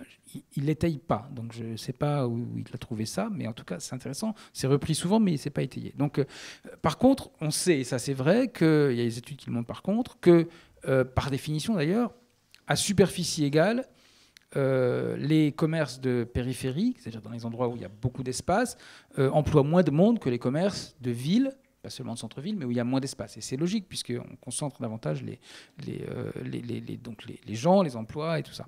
Et puis, les études qui sont faites sur ce sujet, il y en a assez peu, mais il y en a quand même qui sont faites généralement par des militants anti-hypermarché, et en particulier en Ile-de-France, Europa City, donc une espèce de projet absolument un mastodonte énorme, qui est un projet dans le Val d'Oise. Et là, il y a des militants qui se battent depuis des années et qui ont regardé. Et qui n'ont regardé pas pour Europa City, puisqu'il n'existe pas. Mais par contre, ils ont regardé pour les zones passées. Et notamment, je crois, pour un Leclerc qui est à Gonesse. Et ils se sont rendus compte que, bien sûr, ça a créé des emplois directs sur le moment à cet endroit-là, Mais par contre, ils ont regardé pour l'ensemble de la ville et ils disent que ça en a détruit dans les supermarchés autour et ça en a détruit et puis il y a des petits commerces qui ont fermé. Globalement, le bilan est plutôt positif en fait, c'est-à-dire qu'il y a une création d'emplois nets très faible, mais surtout, donc qui est beaucoup moins qu'annoncé. C'est pas 100, mais c'est plutôt 2 ou 5. En proportion, c'est ça. Mais surtout, ça disperse l'emploi. C'est-à-dire que les gens ont davantage tendance à travailler en dehors de leur commune, alors qu'auparavant, ils avaient davantage tendance à travailler dans leur commune ou à proximité. Pareil, en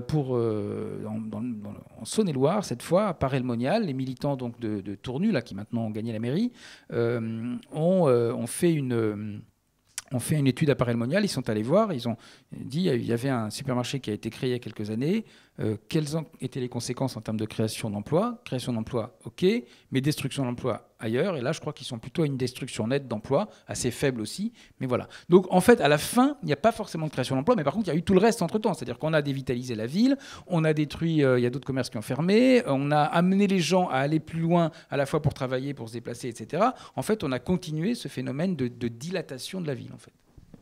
Philippe ? Oui, alors vous avez déjà dit beaucoup de choses de ce qui figure dans votre ouvrage, mais j'ai quand même quelques petites questions complémentaires.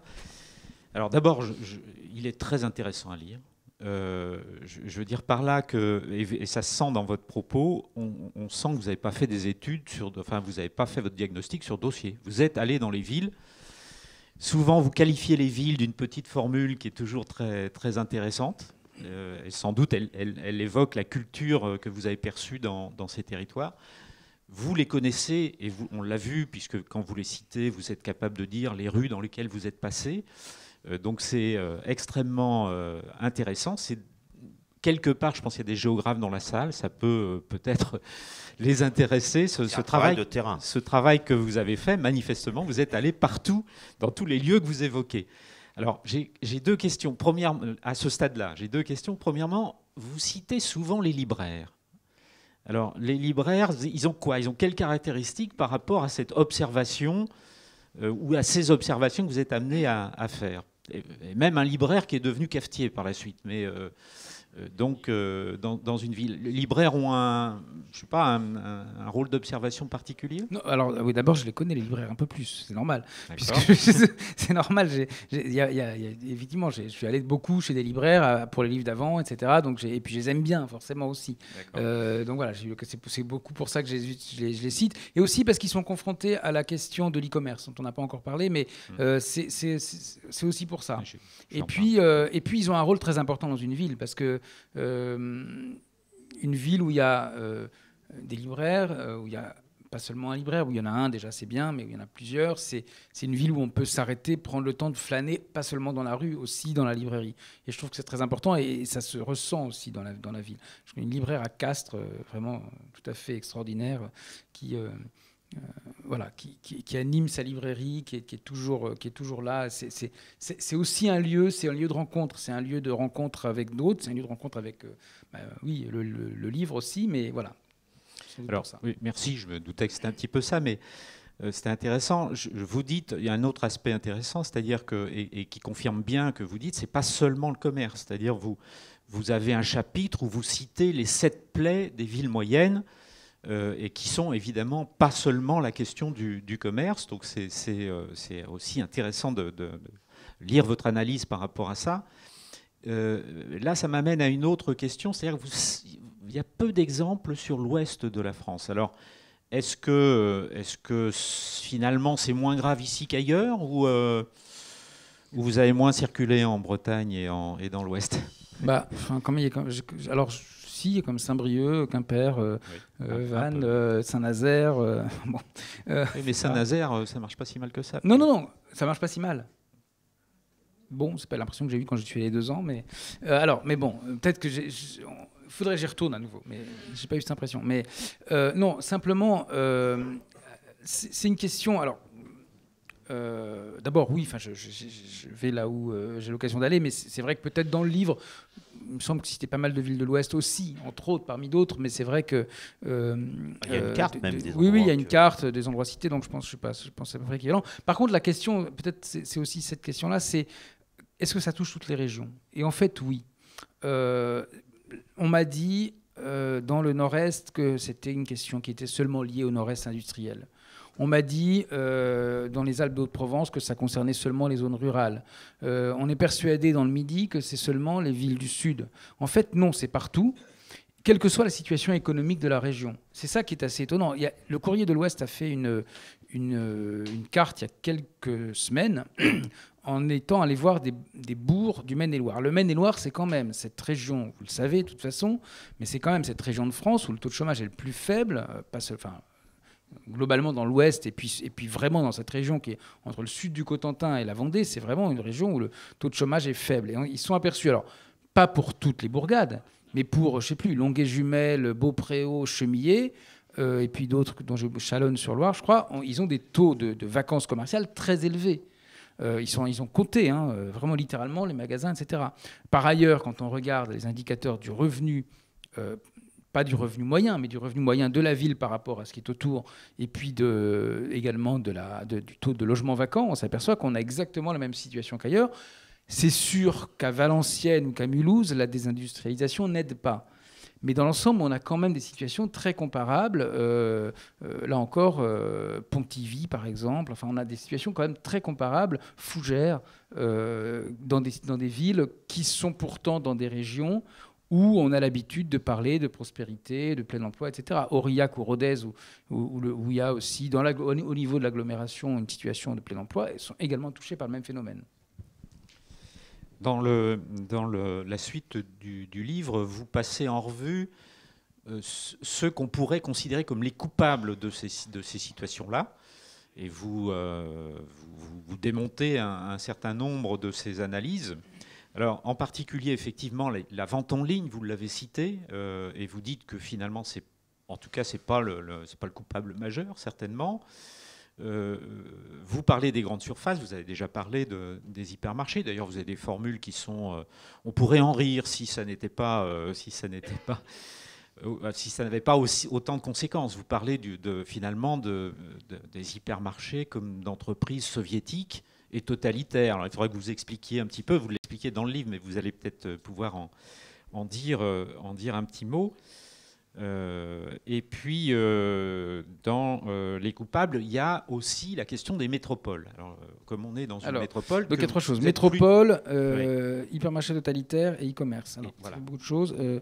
D'abord, oui, totalitaire, c'est parce qu'en fait, c'est très organisé. C'est-à-dire que quand il y a une galerie marchande périphérique ou une zone commerciale, il y a et les enseignes s'en plaignent. Les enseignes comme Jeff de Bruges disent arrêtez de construire de nouvelles zones et arrêtez de nous traiter de cette façon.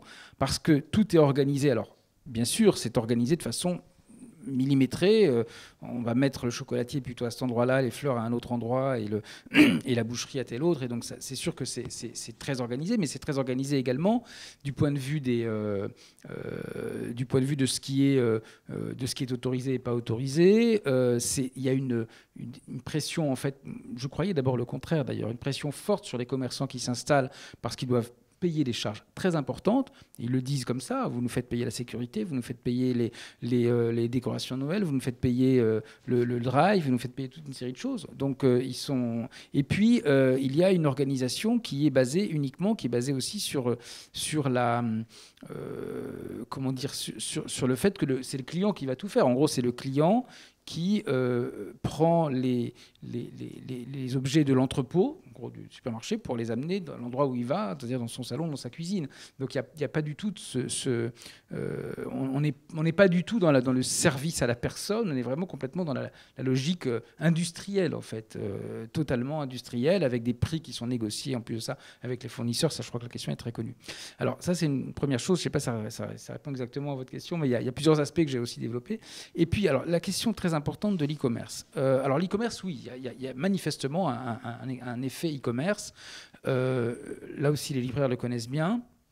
Mais ce que me disent, à plusieurs reprises, ils me l'ont répété, donc je ne fais ce que me disent les spécialistes de l'e-commerce, c'est que, en fait, l'e-commerce, et ça a encore été dit il y a 15 jours à ce colloque à Paris, ça progresse, mais c'est une part qui reste limitée des échanges. Évidemment, ça dépend pour quel secteur. C'est sûr que les agences de voyage, non. Mais par contre, pour beaucoup de secteurs, ça reste limité. Alors, il y a toujours quelqu'un qui explique que, puisque lui, il a acheté ses vêtements sur Internet, tout le monde probablement le fait. Non. On a tous tendance à vouloir généraliser dans le cas personnel, mais en l'occurrence, ce que disent les spécialistes de l'e-commerce disent que c'est pas ça. Par ailleurs, il se passe aussi autre chose, c'est que, en fait, il y a plus d'un côté l'e-commerce et de l'autre le commerce physique. Il y a les deux. Tout à l'heure, pour déjeuner, j'ai fait, comme je fais tout le temps maintenant, et je ne voudrais pas encore généraliser mon cas personnel, mais je pense que je ne suis pas le seul et je peux développer encore davantage. J'ai regardé tel machin, telle taverne ou tel restaurant en ville, je tombe dessus et je regarde quelle est sa note sur TripAdvisor. Et puis je regarde la note et je regarde la note de celui d'à côté et finalement donc j'ai envie dans celui d'à côté parce qu'il avait une meilleure note. Et on est tout le temps dans ça. Un spécialiste de la parfumerie disait ça l'autre jour à Paris. On avait, il y a 5 ans, c'était 1% du chiffre d'affaires, l'e-commerce. C'était 5% en volume, mais 1% du chiffre d'affaires, c'était très peu. Maintenant, c'est 60% des clients qui vont en ligne. Mais ils vont en ligne avant ou après, parfois pour regarder avant, et on le fait tous maintenant. On doit acheter une nouvelle lampe. Qu'est-ce qu'on fait? On commence par regarder en ligne, à quoi ça ressemble. Et puis en fait, après, on veut la voir en vrai. Avant peut-être de l'acheter une partie, ils ne vont pas vouloir la voir en vrai parce qu'ils la connaissent déjà, etc., vont se la faire livrer. Mais donc, il y a cet aller-retour permanent, en fait, entre je ne dis pas le virtuel, et je vais vous expliquer pourquoi après, mais entre Internet et ce qui n'est pas Internet, et le physique. Par ailleurs,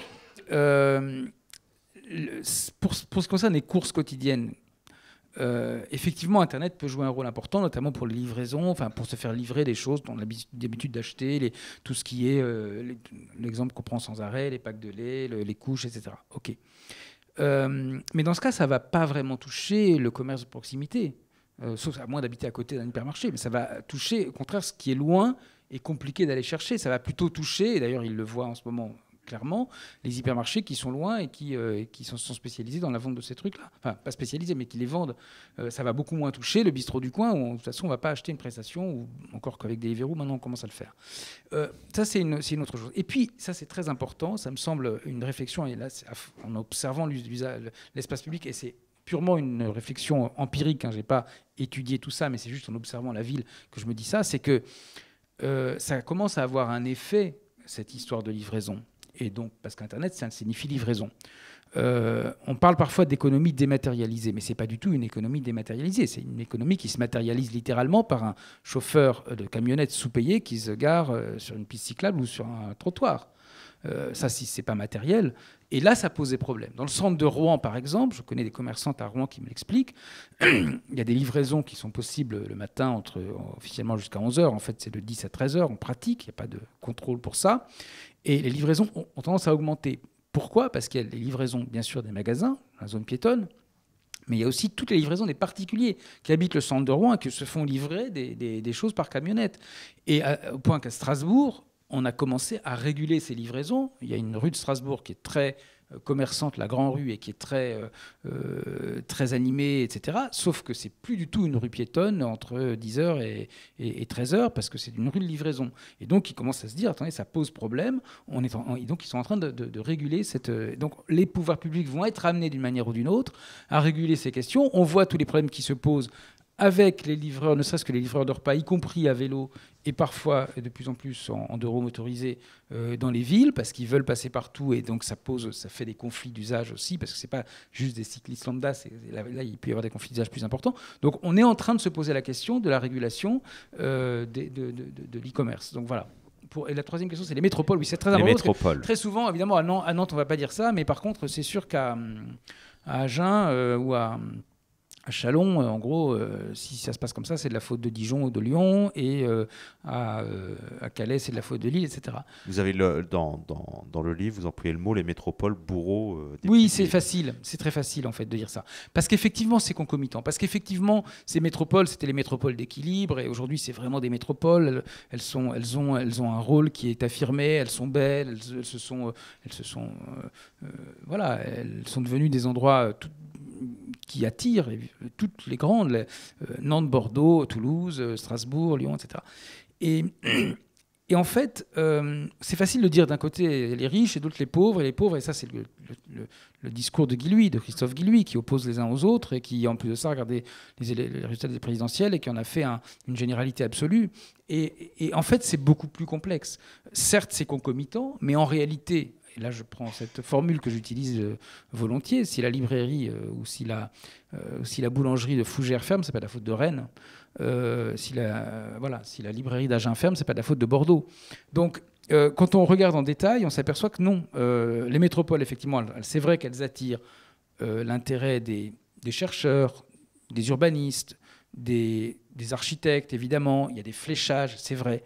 Mais dans l'ensemble, cette fameuse création de richesse dans les métropoles dont on parle, elle se répartit également partout. Et ça se montre très très bien l'économiste Laurent Davzy, que je préfère de loin à Christophe Guilluy, qui explique qu'en fait, il y a une répartition qui se fait tout simplement par l'impôt, qui se fait tout simplement aussi par la redistribution sociale, et qui se fait, autrement dit, il prend cet exemple-là, sur 100 € qui sont créés dans le quartier de la Défense à Paris, il y en a une partie qui reste dans le quartier, mais il y en a beaucoup qui en fait, sont également dépensés dans les Yvelines et puis aussi au-delà, en Eure-et-Loire, et puis ensuite dans l'Oise, parce que les gens y vivent, qui sont dépensés le week-end sur la côte normande ou dans des villages de Bourgogne par les gens qui vont y passer le week-end, et qui sont dépensés à la fin de la vie dans les années de retraite, pendant 30 ou 40 ans après l'activité, dans les villes de, je sais pas, du Languedoc ou d'Alsace, où les retraités sont venus s'installer ou se réinstaller. Donc en fait, on a une redistribution qui se fait. Donc c'est très facile d'opposer en disant d'un côté, il y aurait les métropoles qui auraient tout et le reste qui aurait rien. Et en plus, quand on dit ça, en fait, on ignore la géographie. Moi, ce qui me frappe dans cette affaire, c'est qu'on ignore. On met d'un côté les métropoles et de l'autre, tout le reste, c'est la France périphérique. Alors je ne sais pas ce que c'est exactement que la France périphérique. Est-ce que Malo-les-Bains, qui est un quartier chic de Dunkerque au bord de la mer, mais qui est à Dunkerque, donc dans la région Hauts-de-France, est-ce que c'est la France périphérique? Est-ce que la place de la Comédie à Montpellier, c'est la France périphérique? Est-ce que Deauville, c'est la France périphérique? Je ne sais pas. Je n'ai pas l'impression, mais voilà, on a cette confusion-là. Peut-être pour terminer, avant de passer la parole à la salle, vous citez quelques exemples de dynamiques qui sont recréées. J'étais intéressé par les sociétés de développement commercial que vous avez observé au Canada, en particulier au Québec peut-être, plus particulièrement, et vous faites le lien avec les managers de centre-ville qu'on essaye de mettre en place. Alors, est-ce que vous pouvez dire 2 mots de ces solutions d'animation? Oui, alors ce qui existe au Canada, c'est des Business Improvement Districts qui ont été traduits au Québec en Société de développement commercial, qui sont des choses qui vont au-delà de l'association des commerçants. Ce n'est pas juste des unions commerçantes, c'est des sociétés, donc plutôt des associations qui réunissent l'ensemble des acteurs économiques, généralement d'une rue ou d'un quartier. Et non seulement les commerçants, mais aussi les professions libérales, mais aussi les entreprises. Et le système, la façon dont ça se fait, c'est quand il y a une volonté de SDC, donc, on demande aux acteurs économiques de la rue, est-ce que vous voulez une SDC? Si 60% des acteurs, en tout cas c'est la législation québécoise est comme ça, je crois que dans l'Ontario c'est la même chose, mais je ne suis pas sûr, 60% sont d'accord, on fait la SDC. Et tout le monde est obligé d'adhérer, y compris ceux qui ont voté contre. Je crois que la cotisation est autour de 1 000 €, enfin l'équivalent de 1 000 € par an. Donc, mais c'est un truc obligatoire. Ce qui fait que ça donne d'abord, ça donne la légitimité à cette SDC, à ce représentant, de parler au nom de l'ensemble de l'économie, d'avoir un peu de recul, parce que les unions commerçantes, ça tous les maires le savent et tous les commerçants le savent aussi eux-mêmes, il y a parfois des disputes, des rivalités, il y a parfois simplement, on a admis tel professionnel, mais on ne veut pas, c'est mon concurrent, etc., etc. C'est un peu compliqué. Il y en a parfois plein. Je veux dire, je crois qu'à Grenoble, il y a 15 associations commerçantes. Donc là, il y a une sorte d'union, un peu d'union sacrée, et ça permet aussi d'avoir un peu de recul. Alors, ça marche ou ça ne marche pas, ça dépend. Au Canada, il y a quand même, et au Québec en particulier, il y a quand même énormément de vacances commerciales dans certains quartiers de Montréal, par exemple, dans certaines villes également du Québec, un peu de petites ou moyennes, etc. Mais il y a des endroits, et moi j'ai vu ça au plateau de Mont-Royal, la rue du Mont-Royal, l'avenue du Mont-Royal qui traverse le plateau, qui est le quartier bobo, hein, clairement, de Montréal, pour le dire. Ils avaient organisé une rue, une journée, je ne sais plus comment ils appelaient ça, enfin une journée piétonne, en tout cas, tout était piétonnisé pour la journée. Ils font ça au printemps, quand tout le monde se réveille et qu'on a envie de faire la fête. Et donc là, il y avait un monde fou dans la rue. Et la SDC avait organisé un truc tout bête, devant un magasin qui vendait des vêtements. Ils avaient fait une sorte de spectacle avec des jeunes d'une école de danse qui dansaient devant la... Donc tout le monde s'arrêtait, tout le monde applaudissait. Et à un moment, au micro, la personne qui avait le micro a dit voilà, vous pouvez applaudir nos jeunes de l'école de danse. Ils sont habillés par le magasin qui est là. Et voilà, donc et je trouve que c'est une genre d'animation qui est intéressante. On est en ville, on utilise la rue pour faire des choses. Ça ne veut pas dire que ça marche partout, mais effectivement, c'est des choses qui peuvent être utilisées. Alors, pour le lien avec les managers de centre-ville, c'est très important d'avoir en tout cas un management de la ville. D'avoir, c'est le cas à Mulhouse par exemple, il y a quelqu'un qui s'occupe de la ville, qui a un budget, qui a un accès direct au maire, qui a un accès direct à différents services, qui est systématiquement consulté, bien sûr en cas de création de commerce, du kebab à l'enseigne internationale. Tout le monde passe par lui, qui assiste systématiquement aux réunions sur la voirie, le stationnement, l'habitat, le commerce, etc. Et donc c'est quelqu'un de central dans la ville et c'est très important qui décide, qui propose, le maire accepte ou pas, mais de racheter tel îlot dans le cas échéant, parce que cet îlot-là c'est important, on ne peut pas tout racheter, bien sûr. C'est un fonctionnaire ou c'est un... Alors non, il est contractuel. Il est contractuel, voilà. Et souvent, c'est des contractuels, hein, les managers de centre-ville. Mais donc voilà, il y a quelqu'un qui s'occupe de ça, mais ça peut être, pourquoi pas, ça peut être des fonctionnaires, ça peut être des élus, peu importe. Mais il faut en tout cas qu'il y ait ça et qu'on lui accorde une importance. Et il ne faut pas non plus vouloir faire absolument la paix avec les zones périphériques, parce que ça ne marchera pas. Eux, elles ont leur propre agenda.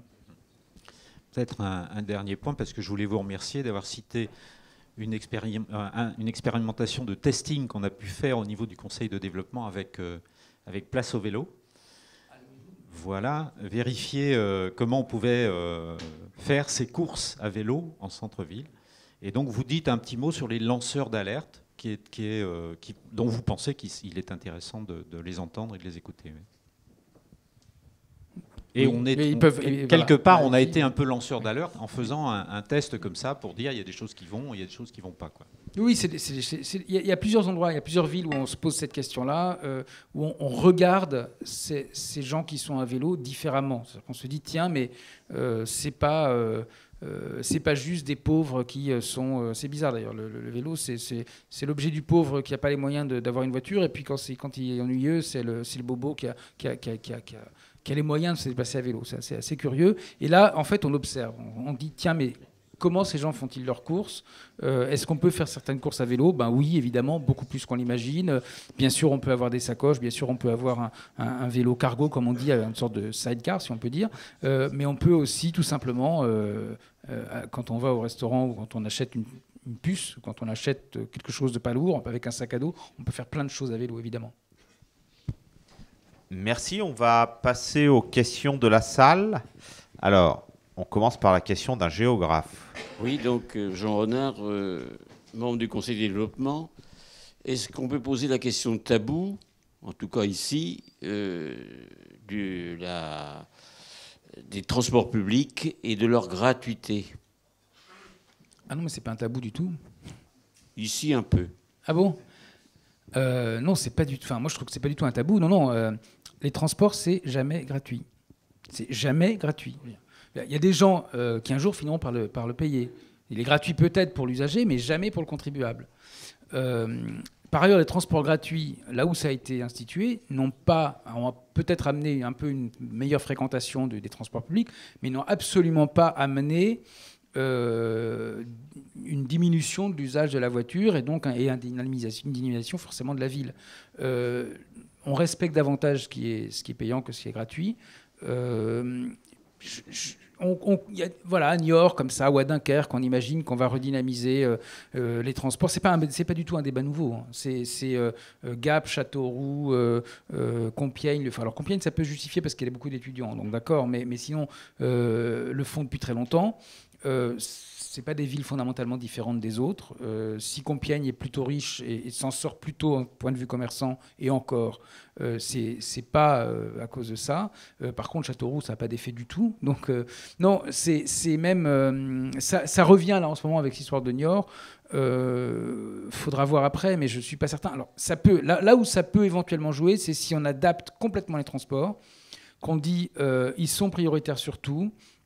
Qu'on fait comme on ne le fait pas, là ici à Chronobus, évidemment, vous connaissez tous Chronobus, mais à Niort, il n'y a pas Chronobus, où ils essayent de faire ça, c'est très compliqué, parce que en fait, à Nîmes, il y a un bus comme ça qui a sa voie réservée, mais quand il arrive au carrefour, il n'est plus réservé, donc du coup, il est dans les bouchons. Alors effectivement, si on lui donne la priorité absolue sur tout, et qu'on dit, en fait, il sera gratuit, éventuellement, ça peut marcher, mais il faudra quand même le payer un jour ou l'autre. Par ailleurs, si un jour on veut faire des investissements, il faudra quand même de l'argent, et puis c'est plus difficile pour un budget de justifier des investissements là où il n'y a pas de participation des usagers, il n'y a pas de recette des usagers. Je sais bien que la recette des usagers, ça dépend. Alors, il y a des villes où c'est 10 ou 15%, quand même des villes où c'est beaucoup plus. Et dans les villes où c'est plus, c'est les villes où on les utilise, les transports publics. À Nantes, on est à 40 ou 50% de recettes dans les transports. Payés par les usagers. Et les exemples étrangers, y a-t-il des exemples étrangers? Les transports gratuits. Oui. Alors, j'ai pas assez utilisé, mais je crois qu'il y a Tallinn, mais je sais tout ce que je sais. Je suis pas allé revoir à Tallinn depuis, je sais pas. Non, les endroits où les transports publics sont les plus utilisés, on peut dire corrélation-causalité si vous voulez, mais en fait, sont aussi les endroits où ils sont les plus chers. À Louvain en Belgique, la ville est dynamique et les transports pas du tout gratuits et ils sont utilisés. Même chose à Cologne en Allemagne. Donc, voilà. Nouvelle question. Beaucoup de doigts qui se lèvent. Non ?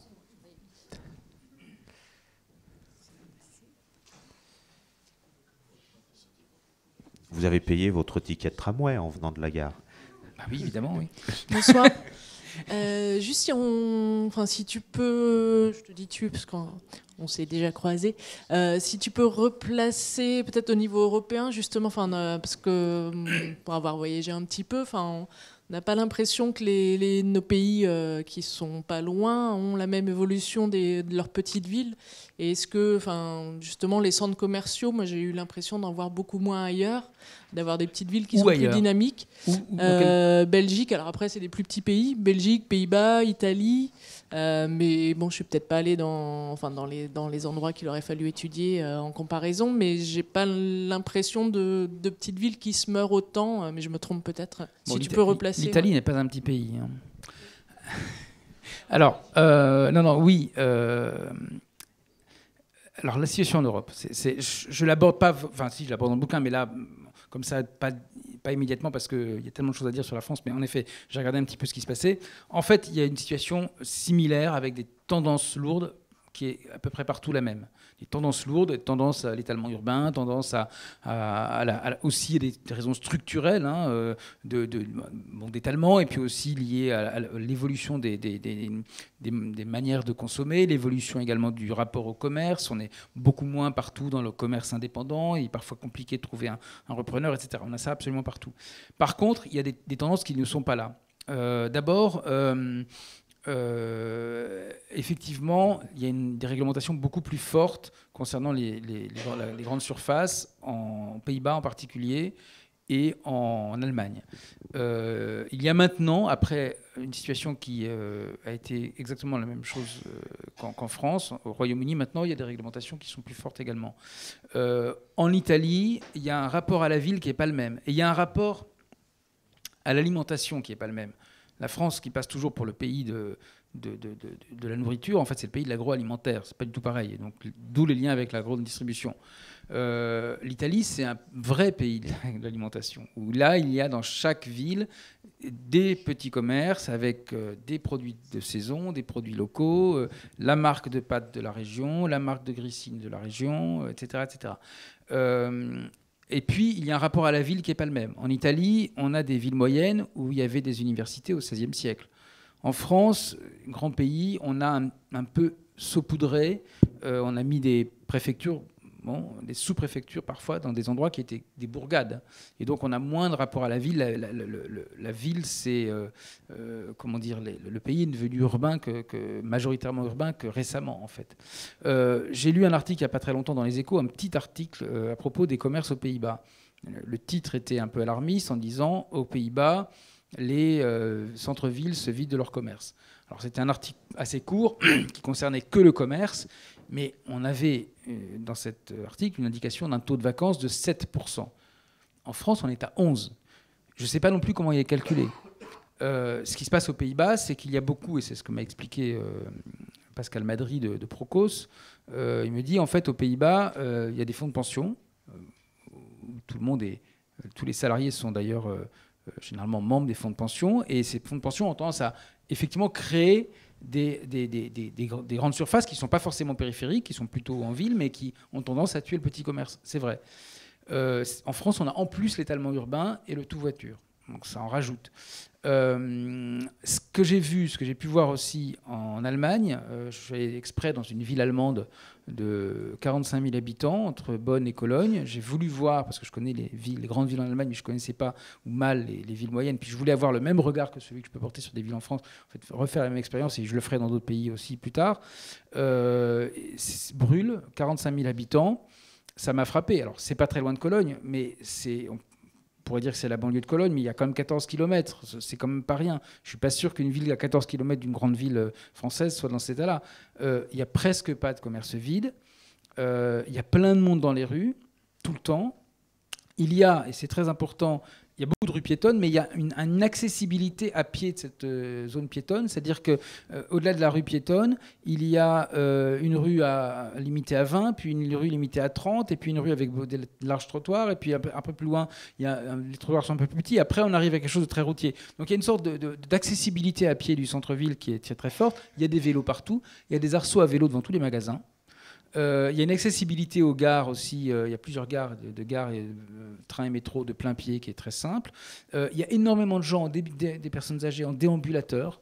On en voit très peu en France, on en voit assez peu en France, on en voit énormément en déambulateur ou avec des trucs, enfin des machins pour faire des courses, mais qui font aussi avec des roulettes et tout ça.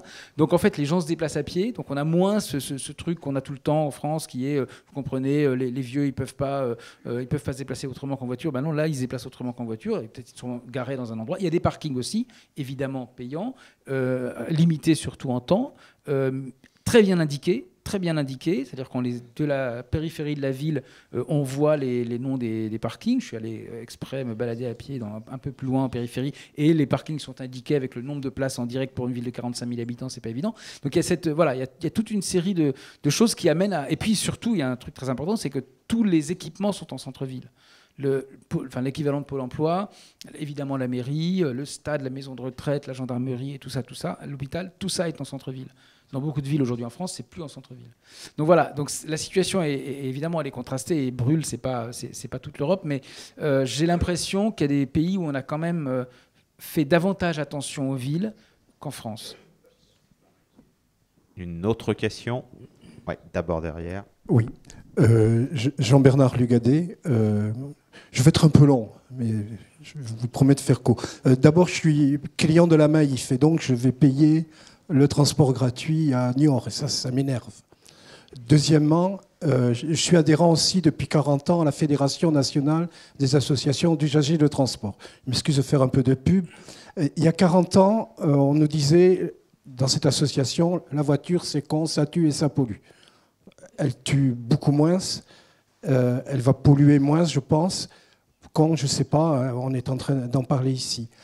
Par contre, depuis que je suis à Nantes, au sein du collectif Transport, il y a des amis à moi de cette organisation, grossièrement, 10 ans avant, on dit à peu près ce qui va se passer dans la ville.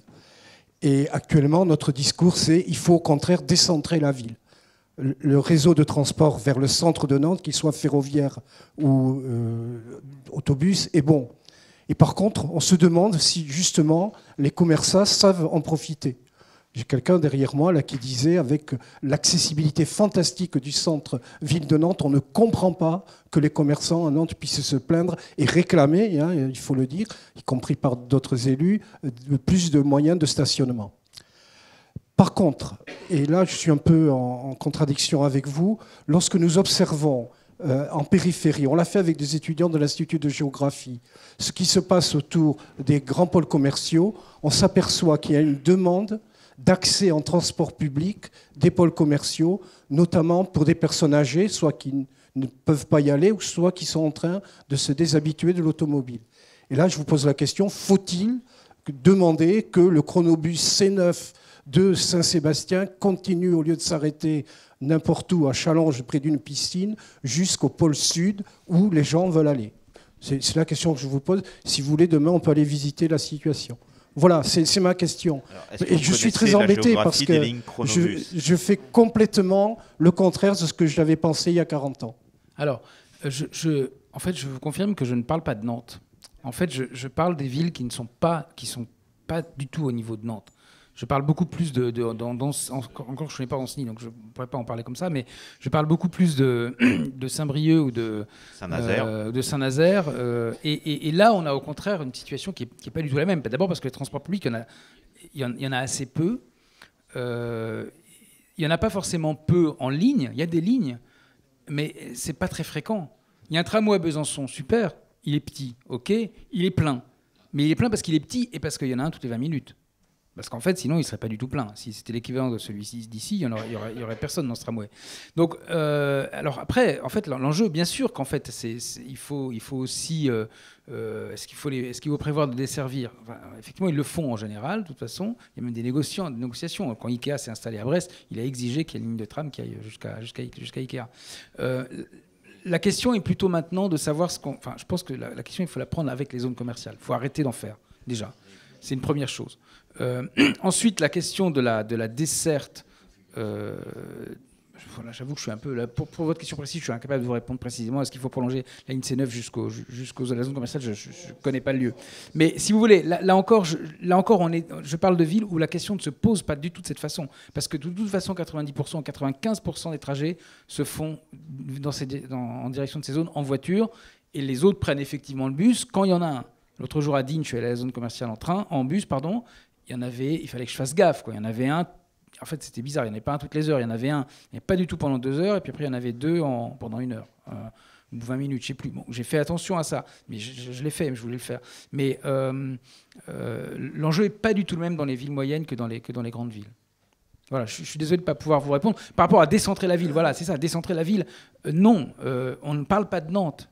Peut-être Nantes, ça peut avoir un sens. Oui, ça a un sens d'avoir des quartiers dynamiques, des quartiers de ville qui fassent qu'on ne soit pas obligé d'aller au centre-ville pour acheter du pain, évidemment, mais pour faire ses achats, pour faire l'essentiel des achats, évidemment. Mais dans les villes moyennes, la question, elle ne se pose pas comme ça. Elle se pose, il y a les quartiers qui sont importants aussi, mais la question, elle est plutôt de la mort du centre-ville. Une autre question, ouais, là, à côté. Oui, mais j'essaie d'aller dans l'ordre. Bonsoir. Juste, je voudrais réagir sur les commerçants de Nantes qui se plaignent du manque de stationnement. Ça fait 1 an que je travaille pour Plein Centre, l'association des commerçants du centre-ville. Et depuis 1 an, je les entends très peu se plaindre de stationnement en centre-ville. Je pense que la piétonisation est rentrée dans les mœurs. Je pense qu'effectivement, on constate qu'il y a un dynamisme de ces centres piétonniers sur le plan commercial. Par contre, en termes d'attractivité, je les entends beaucoup se plaindre de propreté et de sécurité, ou en tout cas de sentiment d'insécurité. Voilà pour moi les 2 axes forts de l'attractivité du centre-ville. Et vous avez parlé, je voulais simplement réagir, vous avez parlé des villes européennes. Quelle est votre perception, vous, de la ville de Nantes sur le plan de l'attractivité commerciale? On sait qu'elle est très bien classée par le Procos, effectivement. Selon vous, quelles sont ses forces et ses faiblesses à ce centre commercial? Alors, peut-être avant, pour les non-initiés, expliquer ce qu'est Procos. Oui, Procos, je crois que j'ai un peu dit au début, c'est la fédération des enseignes qui réunit les enseignes, en gros, de André Hazara en passant par Foot Locker et Flunch et compagnie. Alors non, je suis incapable de vous faire comme ça en 2 minutes, en m'étant rebaladé là, 1 heure ou 2 dans le centre, une analyse, j'en suis désolé. Effectivement, Nantes est une ville dynamique. Commercialement et pas seulement commercialement. Nantes est une ville qui gagne des habitants. Nantes est une ville on n'est pas dans la situation du tout Et je le dis aussi à Paris, hein, on n'est pas du tout dans la même situation que celle des villes moyennes dont je parle. Il y a quand même effectivement des problèmes, ce que j'ai vu ça dans un papier récent, c'est dans une zone qui est vers le nord-ouest, là, je ne sais plus comment elle s'appelle, un taux de vacances important dans la zone commerciale, la galerie marchande, je ne sais plus, dans la direction d'Orvaux, ou de Saint-Herblain, je ne sais plus très bien, mais voilà. Donc il y a quand même ce risque-là, il existe. Alors autre chose, je suis désolé de ne pas pouvoir répondre extrêmement précisément à toutes vos questions, parce que je n'ai pas fait d'analyse de Nantes, et voilà. Simplement une autre question concernant la propreté, oui, ça c'est très important. Alors, vous dites sentiment d'insécurité, je crois qu'il faut là aussi regarder ce qu'il en est vraiment. Effectivement, dans une ville, tout à l'heure, oui, il y a des gens, ce n'était pas du tout une insécurité, mais qui m'ont demandé, je ne sais pas quelle association, voulait avoir des informations, je ne sais pas quoi. Bon, très bien, ce n'est pas de l'insécurité, mais il y a des gens qui peuvent se trouver gênés par ça. Ben oui, c'est une ville. Et une ville, on se croise, et ce n'est pas comme un centre commercial où on est là uniquement dans les centres commerciaux. Il est interdit de distribuer le moindre tract, il est interdit presque d'émettre une opinion. Quand on est en ville, on est dans la société. La ville est le creuset de la société et de la société multiculturelle dans laquelle nous sommes. Par ailleurs, question de la propreté, c'est super important, c'est la question des toilettes. C'est bête, mais c'est super important. Et là, je ne parle pas forcément de Nantes, mais il faut qu'il y ait des toilettes dans les villes. Et il faut non seulement qu'il y ait des toilettes dans les villes, mais il faut qu'elles soient ouvertes régulièrement et tout le temps, qu'elles soient évidemment propres et qu'elles soient indiquées. Et dans les villes, parfois, ce n'est pas le cas. À Digne, je suis tombé sur des toilettes. Il y a des toilettes que j'ai trouvées un peu par hasard, payantes, 20 centimes. Mais enfin, voilà, quand on est dans le besoin, on est prêt à payer. Mais par contre, ouvertes seulement aux heures de bureau. Ça fermait à 12h10, ça reprenait à 14h, et puis ça fermait à 17h45. Voilà. Là, il y a un problème. À Privas, on a fait une balade urbaine super intéressante. Ça permet de voir la ville, comment, et je sais que vous l'avez fait à Place au Vélo, voir la ville, l'observer, voir quels sont les cheminements possibles, comprendre quels sont les obstacles, etc. À Privas, on a fait ça. Il y a des toilettes, mais elles ne sont pas indiquées. Elles sont juste en dessous d'un boulevard trépassant. En fait, ce n'est pas indiqué.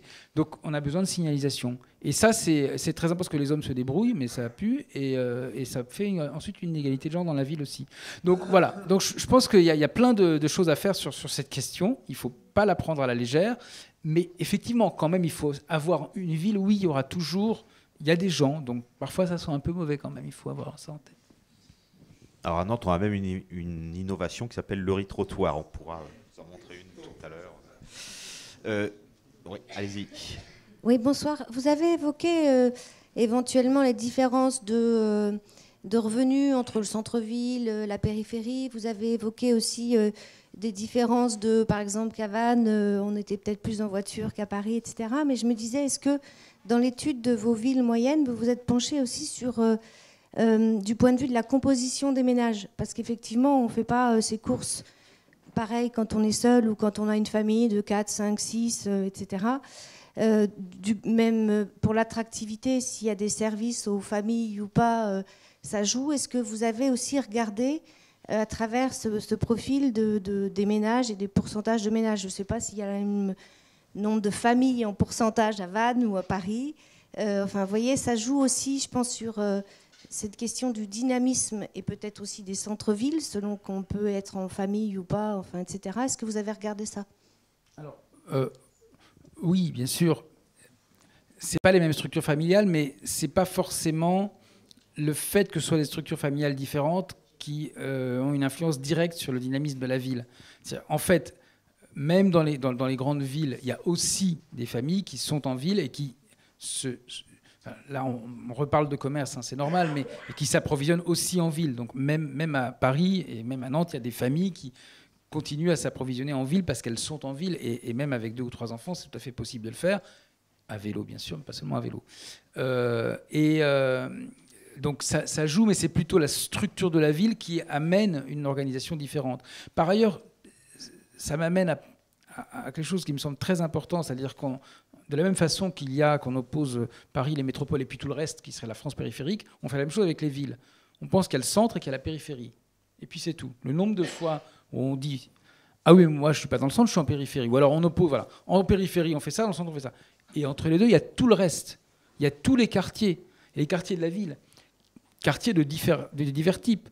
On s'intéresse aux quartiers politiques de la ville, comme on les appelle, qui, comme vous le savez sans doute, veut dire quartier populaire, mais drôle de nom pour désigner les quartiers populaires. On l'appelle politique de la ville, comme si la politique de la ville ne devrait s'adresser qu'à certains quartiers et pas à d'autres. Mais il y a tous les autres quartiers. Tous les autres quartiers qui sont d'ailleurs certains riches, certains de classe moyenne, peu importe. Mais c'est des quartiers très importants pour la ville parce que là, il y a des gens qui vivent. Là, il y a précisément des familles. Quand on ne peut pas effectivement habiter avec une famille 50 mètres carrés dans le centre de Nantes, on ne va pas forcément avoir une super grande maison avec 8 chambres à 20 km. On peut aussi être à 2 ou 3 km dans la ville, avec un endroit qui est... donc voilà, donc il y a une sorte de... ces quartiers-là sont super importants, et c'est cela dont il faut s'occuper. Et malheureusement, les politiques publiques ne s'en occupent pas assez. Alors, localement, oui, sans doute, mais par contre, au niveau national, et là, je reparle des villes moyennes, quand la Caisse des dépôts et consignations, par exemple, s'intéresse aux villes moyennes, ils font un très bon programme, très intéressant, mais ils oublient les quartiers, d'ailleurs, ils oublient les quartiers hors politique de la ville. Ils appellent comme ça en plus. Ils s'intéressent au quartier populaire, politique de la ville, ils s'intéressent au centre-ville, qui est parfois elle-même d'ailleurs, mais ils ne s'intéressent pas à tout le reste. Ça ne rentre pas du tout dans leur regard. Je vais dire leur scope, mais c'est ça. Ils ne le regardent pas. Et pourtant, c'est là que vivent précisément, c'est là qu'il y a une diversité, une mixité à la fois sociale, familiale, etc. Une autre question. Oui. Je voulais vous poser deux questions. À partir de quand, pour vous, une ville est-elle une ville moyenne? Deuxième question, en deux parties. Quels sont donc les critères qui vous permettent de définir qu'une ville est une ville moyenne?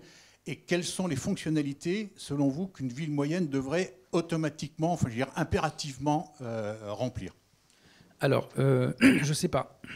Une ville moyenne à l'échelle des départements, ça peut être dans certains départements 3000 habitants. Bon, ici, ce serait plutôt 10 ou 15 000. Et puis, à l'échelle mondiale, c'est 1 million. Donc, c'est impossible de répondre à cette question. Mais justement, c'est-à-dire que ce qui se passe avec cette crise-là, c'est qu'en France, en tout cas, elle concerne en gros toutes les villes qui sont en dessous de 2 ou 300 000. Et donc, ça concerne aussi les villages. Les villages, on le sait depuis longtemps, on l'a intégré, et chacun le sait, que les villages n'ont plus de commerce, que les bistrots ont fermé, etc. Aujourd'hui, c'est les boulangeries qui ferment. Et donc, de plus en plus, il y a d'autres commerces qui ferment. Donc, cette crise-là, elle touche aussi les villages. Elle touche aussi des marans en Charente-Maritime, par exemple. Elle touche aussi qu'à 5000 habitants, etc. Donc ça, c'est des petites villes. Les fonctionnalités. En fait, vous avez des endroits, vous avez des villes, vous avez des structures urbaines qui sont des villes avec 1300 habitants. Mais parce qu'il y a la densité, je pense à Saillant dans la Drôme. Au-delà du fait que c'est devenu la capitale de la démocratie participative, mais c'est intéressant, il y a une gare, il y a des commerces, il y a en fait beaucoup de gens qui vivent dans la ville, c'est une petite ville ancienne où il y a des habitants. Bien sûr, ça s'est un peu étalé, comme toutes les villes, il y a une petite zone industrielle, il y a bien sûr des lotissements un peu autour, mais relativement peu, pour une raison toute bête, c'est qu'il y a des montagnes autour. C'est une ville, même si les gens d'ailleurs localement ne savent pas s'ils doivent parler de village ou tout ça. Mais en fait, si officiellement c'est pas une ville selon l'INSEE, mais en fait ça a toutes les fonctions de l'urbain. Il y a une gare, il y a une poste, il y a évidemment une mairie, il y a des divers lieux de culte, etc. Et puis il y a des commerces, on peut tout à fait vivre là sans quitter finalement la ville, ou en la quittant très peu. Joinville, 3000 habitants, est dans cette situation-là. Si vous prenez des communes de l'agglomération parisienne qui font parfois 15 000 habitants, en fait, c'est pas des villes, c'est des juxtapositions de diverses structures. Donc c'est pas lié forcément au nombre d'habitants. Je ne sais pas si ça répond à peu près à vos questions. Je ne suis pas ministre de la cohésion territoriale, donc je ne suis pas capable de répondre à toutes les questions. Oui. Une autre question? Ça rejoint un petit peu ce qui était dit là. Au travers de votre propos, on a l'impression que l'aménagement du territoire, donc des villes, surtout les moyennes, celles dont vous avez parlé, se fait par le biais des acteurs économiques et commerciaux, on va dire. Et de se poser la question, mais alors le pouvoir des acteurs politiques. Je prends un exemple. Maintenant, les communes sont regroupées en intercommunalité ou en métropole. Elles mettent en place des plans de déplacement urbain, plans d'aménagement des commerces, etc. Et on a l'impression que ces outils-là, par rapport au pouvoir, au pouvoir des acteurs économiques et commerciaux ou autres, n'agissent pas. Parce que finalement, c'est eux qui dictent. Alors, on entend notamment au moment des campagnes électorales, on va défendre le commerce de proximité, etc. On a des outils pour le faire. Et puis le résultat, le constat que l'on fait, c'est que les des villes s'organisent autour des centres commerciaux. J'habite une commune dont on parlait tout à l'heure, Saint-Sébastien-sur-Loire. Le centre-ville, là où se trouve la mairie, lors de la dernière campagne, il a été question qu'il s'était déplacé sur le centre commercial. Alors on a Auchan, nous, en périphérie. Le centre de la ville, maintenant, s'est déplacé. Et on a l'impression, donc, à travers cet exemple, mais il y en a beaucoup d'autres, où finalement ce sont ces acteurs-là qui décident de l'aménagement de nos villes, de nos territoires. Alors, quels moyens, si on veut s'y opposer, quels moyens on peut mettre en place, soit par des élus, ou il y a peut-être d'autres contre-pouvoirs. Vous citiez Saillant et la démocratie participative. Est-ce que c'est un des moyens d'y arriver? Oui, bien, mais vous avez tout à fait raison, en fait. Moi, je crois beaucoup plus à la politique qu'à la loi. Bien sûr qu'il y a les plans locaux d'urbanisme intercommunaux, qu'il y a les schémas de cohérence territoriale, qu'il y a toute une série de réglementations qui, en principe, d'ailleurs, si on les prend à la lettre, devraient pouvoir régler cette question assez facilement. Mais à condition qu'il y ait des responsables politiques qui les utilisent. Et très souvent, ils ne les utilisent pas. Parce que, et même quand ils les utilisent, l'adjoint au développement économique d'une ville moyenne, très souvent, il se dit ce qu'il faut, c'est créer de l'emploi, c'est créer, alors ça, c'est Laurent Davzy, l'économiste, qui l'explique très bien, il faut créer une sorte de petit PIB local. On va créer de la richesse. Alors, créer de la richesse, ça veut dire créer une structure économique qui va, ou faire venir une structure économique qui va créer de la richesse sur place. On ne se pose pas du tout la question de savoir où va aller la richesse ensuite, et on ne se pose pas non plus la question de savoir d'où vient la richesse des gens qui habitent là. Et donc on a l'envie de faire venir le plus possible d'entreprises qu'on va installer dans des zones un peu plus loin près de l'autoroute, etc. Bon, et je comprends très bien qu'on veut faire venir des entreprises, mais il faut se poser la question de savoir où on les met et de savoir effectivement qu'est-ce que c'est que ces entreprises. C'est pour faire venir une des entreprises qui est dans Paradise Papers. Est-ce que ça a vraiment un sens? Et effectivement, moi je crois beaucoup que au fait que les acteurs politiques doivent reprendre la main et eux peuvent le faire, certains le font, je pensais au maire du Coteau par exemple, à côté de Roanne, mais les citadins peuvent le faire aussi et peuvent amener les responsables politiques à prendre c'est le cas de Tournu, c'est le cas de Saillant effectivement. Et puis, c'est le cas d'un certain nombre de citadins. Moi, j'ai rencontré une association de citadins comme ça à Limoges, j'en ai rencontré à Aubenas, en Ardèche, j'en ai rencontré à Castres, dans le Tarn, des gens qui se mobilisent, qui donnent leur avis sur la ville, qui contactent la presse locale, qui organisent des manifestations parfois, qui organisent... alors, les commerçants de Montélimar avaient organisé une journée ville morte pour protester contre là aussi la création d'une zone commerciale qui n'est pas encore faite, je crois, mais enfin bon, voilà. Ville morte, je ne suis pas sûr que ce soit la bonne idée dans une ville qui l'est déjà à moitié, mais une ville vivante, ça aurait plus de sens, mais ça peut être ça aussi, ça peut être l'équivalent de ce que fait la SDC sur l'avenue du Mont-Royal, mais organisé par les commerçants du coin ou par une association locale. Ça peut être, j'ai croisé l'autre jour à Digne, je reprends cet exemple parce que j'en viens, donc c'est plus facile, mais des gens de la chambre de commerce qui m'ont expliqué qu'il y a 20 ans, ils avaient fait une pièce de théâtre sur la place. Ils sont allés voir le maire, qui était Jean-Louis Bianco, et ils lui ont dit on veut faire une pièce de théâtre. Il a répondu mais il n'y a pas de théâtre. C'est pas grave, comme il fait beau l'été, on va jouer la pièce sur la place de Digne. Et ils ont fait ça. Il y avait un monde fou. Et tout le monde était ravi. Alors je dis mais il faut recommencer. Alors, on est trop vieux maintenant. Il y a des jeunes qui pourraient le faire peut-être, mais c'est ce type d'initiative-là qui peuvent être prises en effet, et ça finit par faire bouger. Les endroits où, je prends l'exemple d'Albi là aussi, où c'est simplement un jeune prof d'histoire géo qui s'est arrivé qui est plus prof d'histoire géo, qui s'est installé à Albi avec sa compagne il y a 4 ans et ses enfants, qui s'est aperçu qu'il y avait cette histoire de commerce vide, et il a essayé de chercher un peu, il s'est rendu compte qu'il y avait les zones commerciales, il ne s'attendait pas du tout à trouver ça dans une ville qui passe son temps à répéter qu'elle est la capitale voilà, qu'il y a l'UNESCO, que c'est la cathédrale, le palais de la Berbie, etc., qui sont effectivement des œuvres absolument magnifiques. C'est une ville superbe, mais il ne s'attendait pas à ce que ça soit aussi désespérant d'un point de vue d'abord commercial et d'un point de vue activité. Et donc, il a commencé à faire un blog avec la liste des vitrines vides. Ensuite, il s'est posé la question de savoir, puisqu'on parle de stationnement, où est-ce qu'on peut vraiment se garer à Albi. Puis en fait, il y a plein de places de stationnement payantes ou gratuites. Celles qui sont gratuites sont un peu plus loin, mais en fait, il y en a, mais il faut les connaître, il faut les faire connaître. Elles ne sont pas forcément assez connues.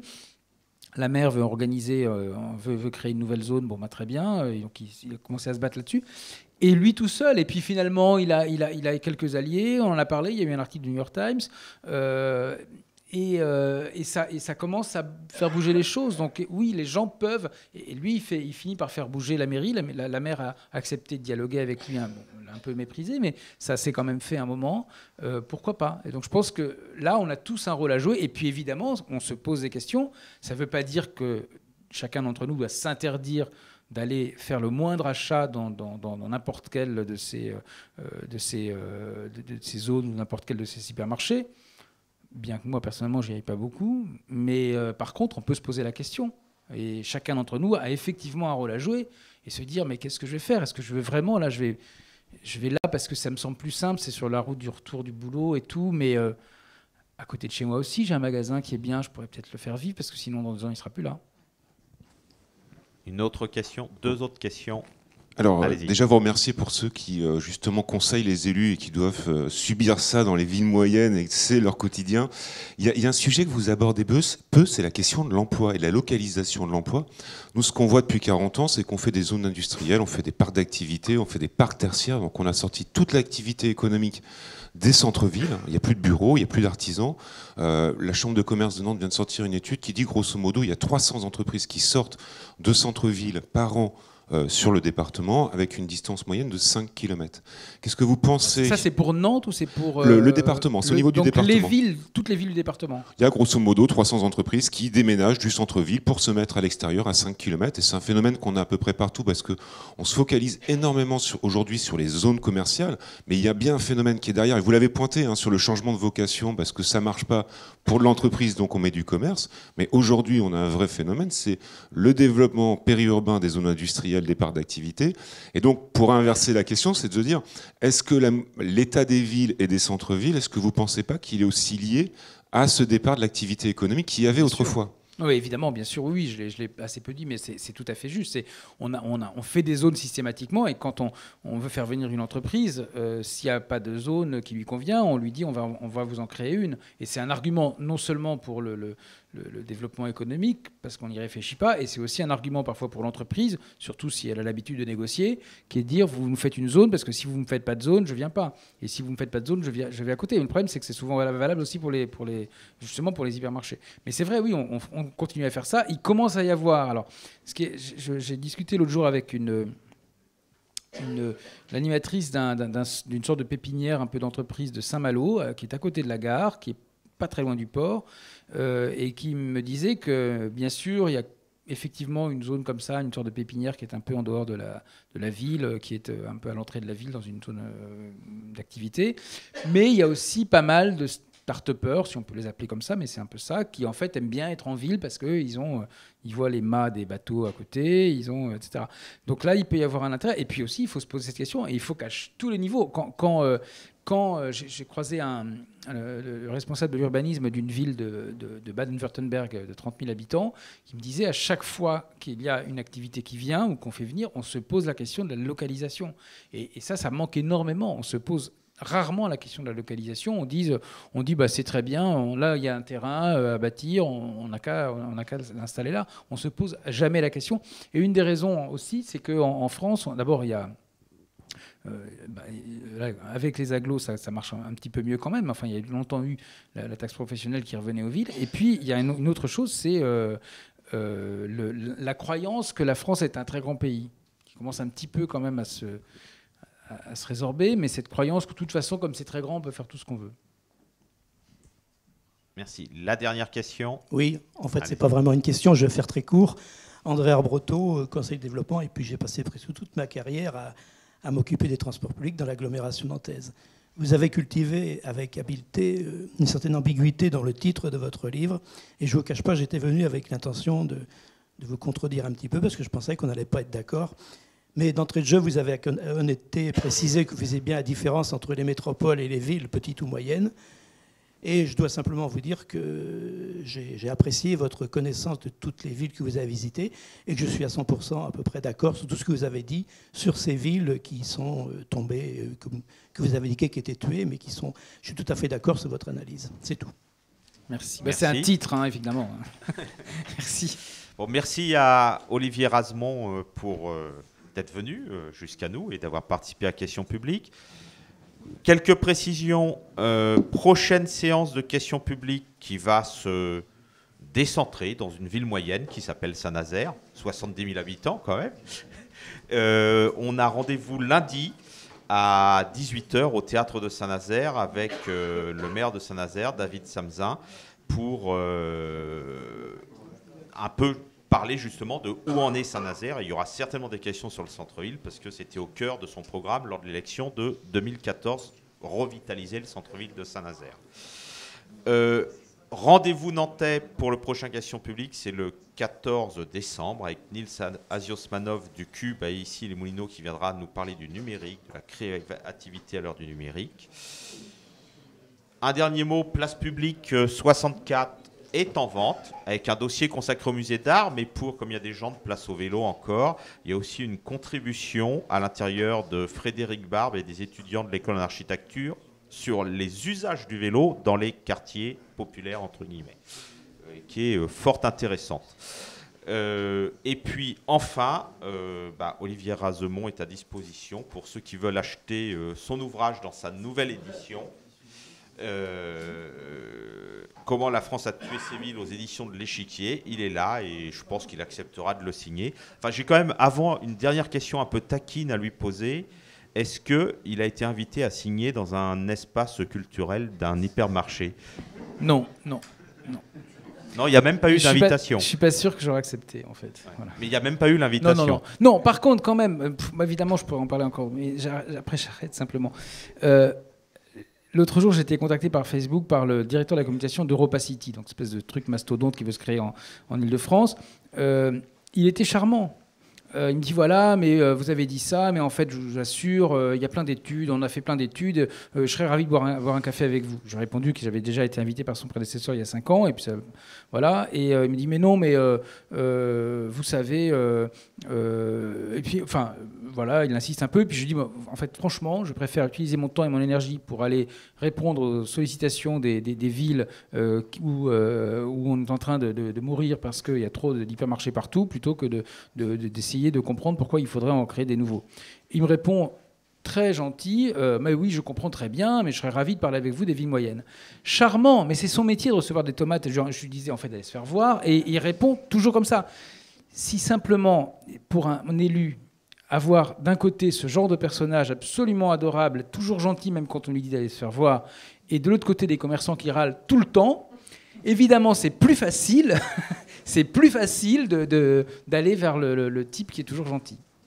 Merci.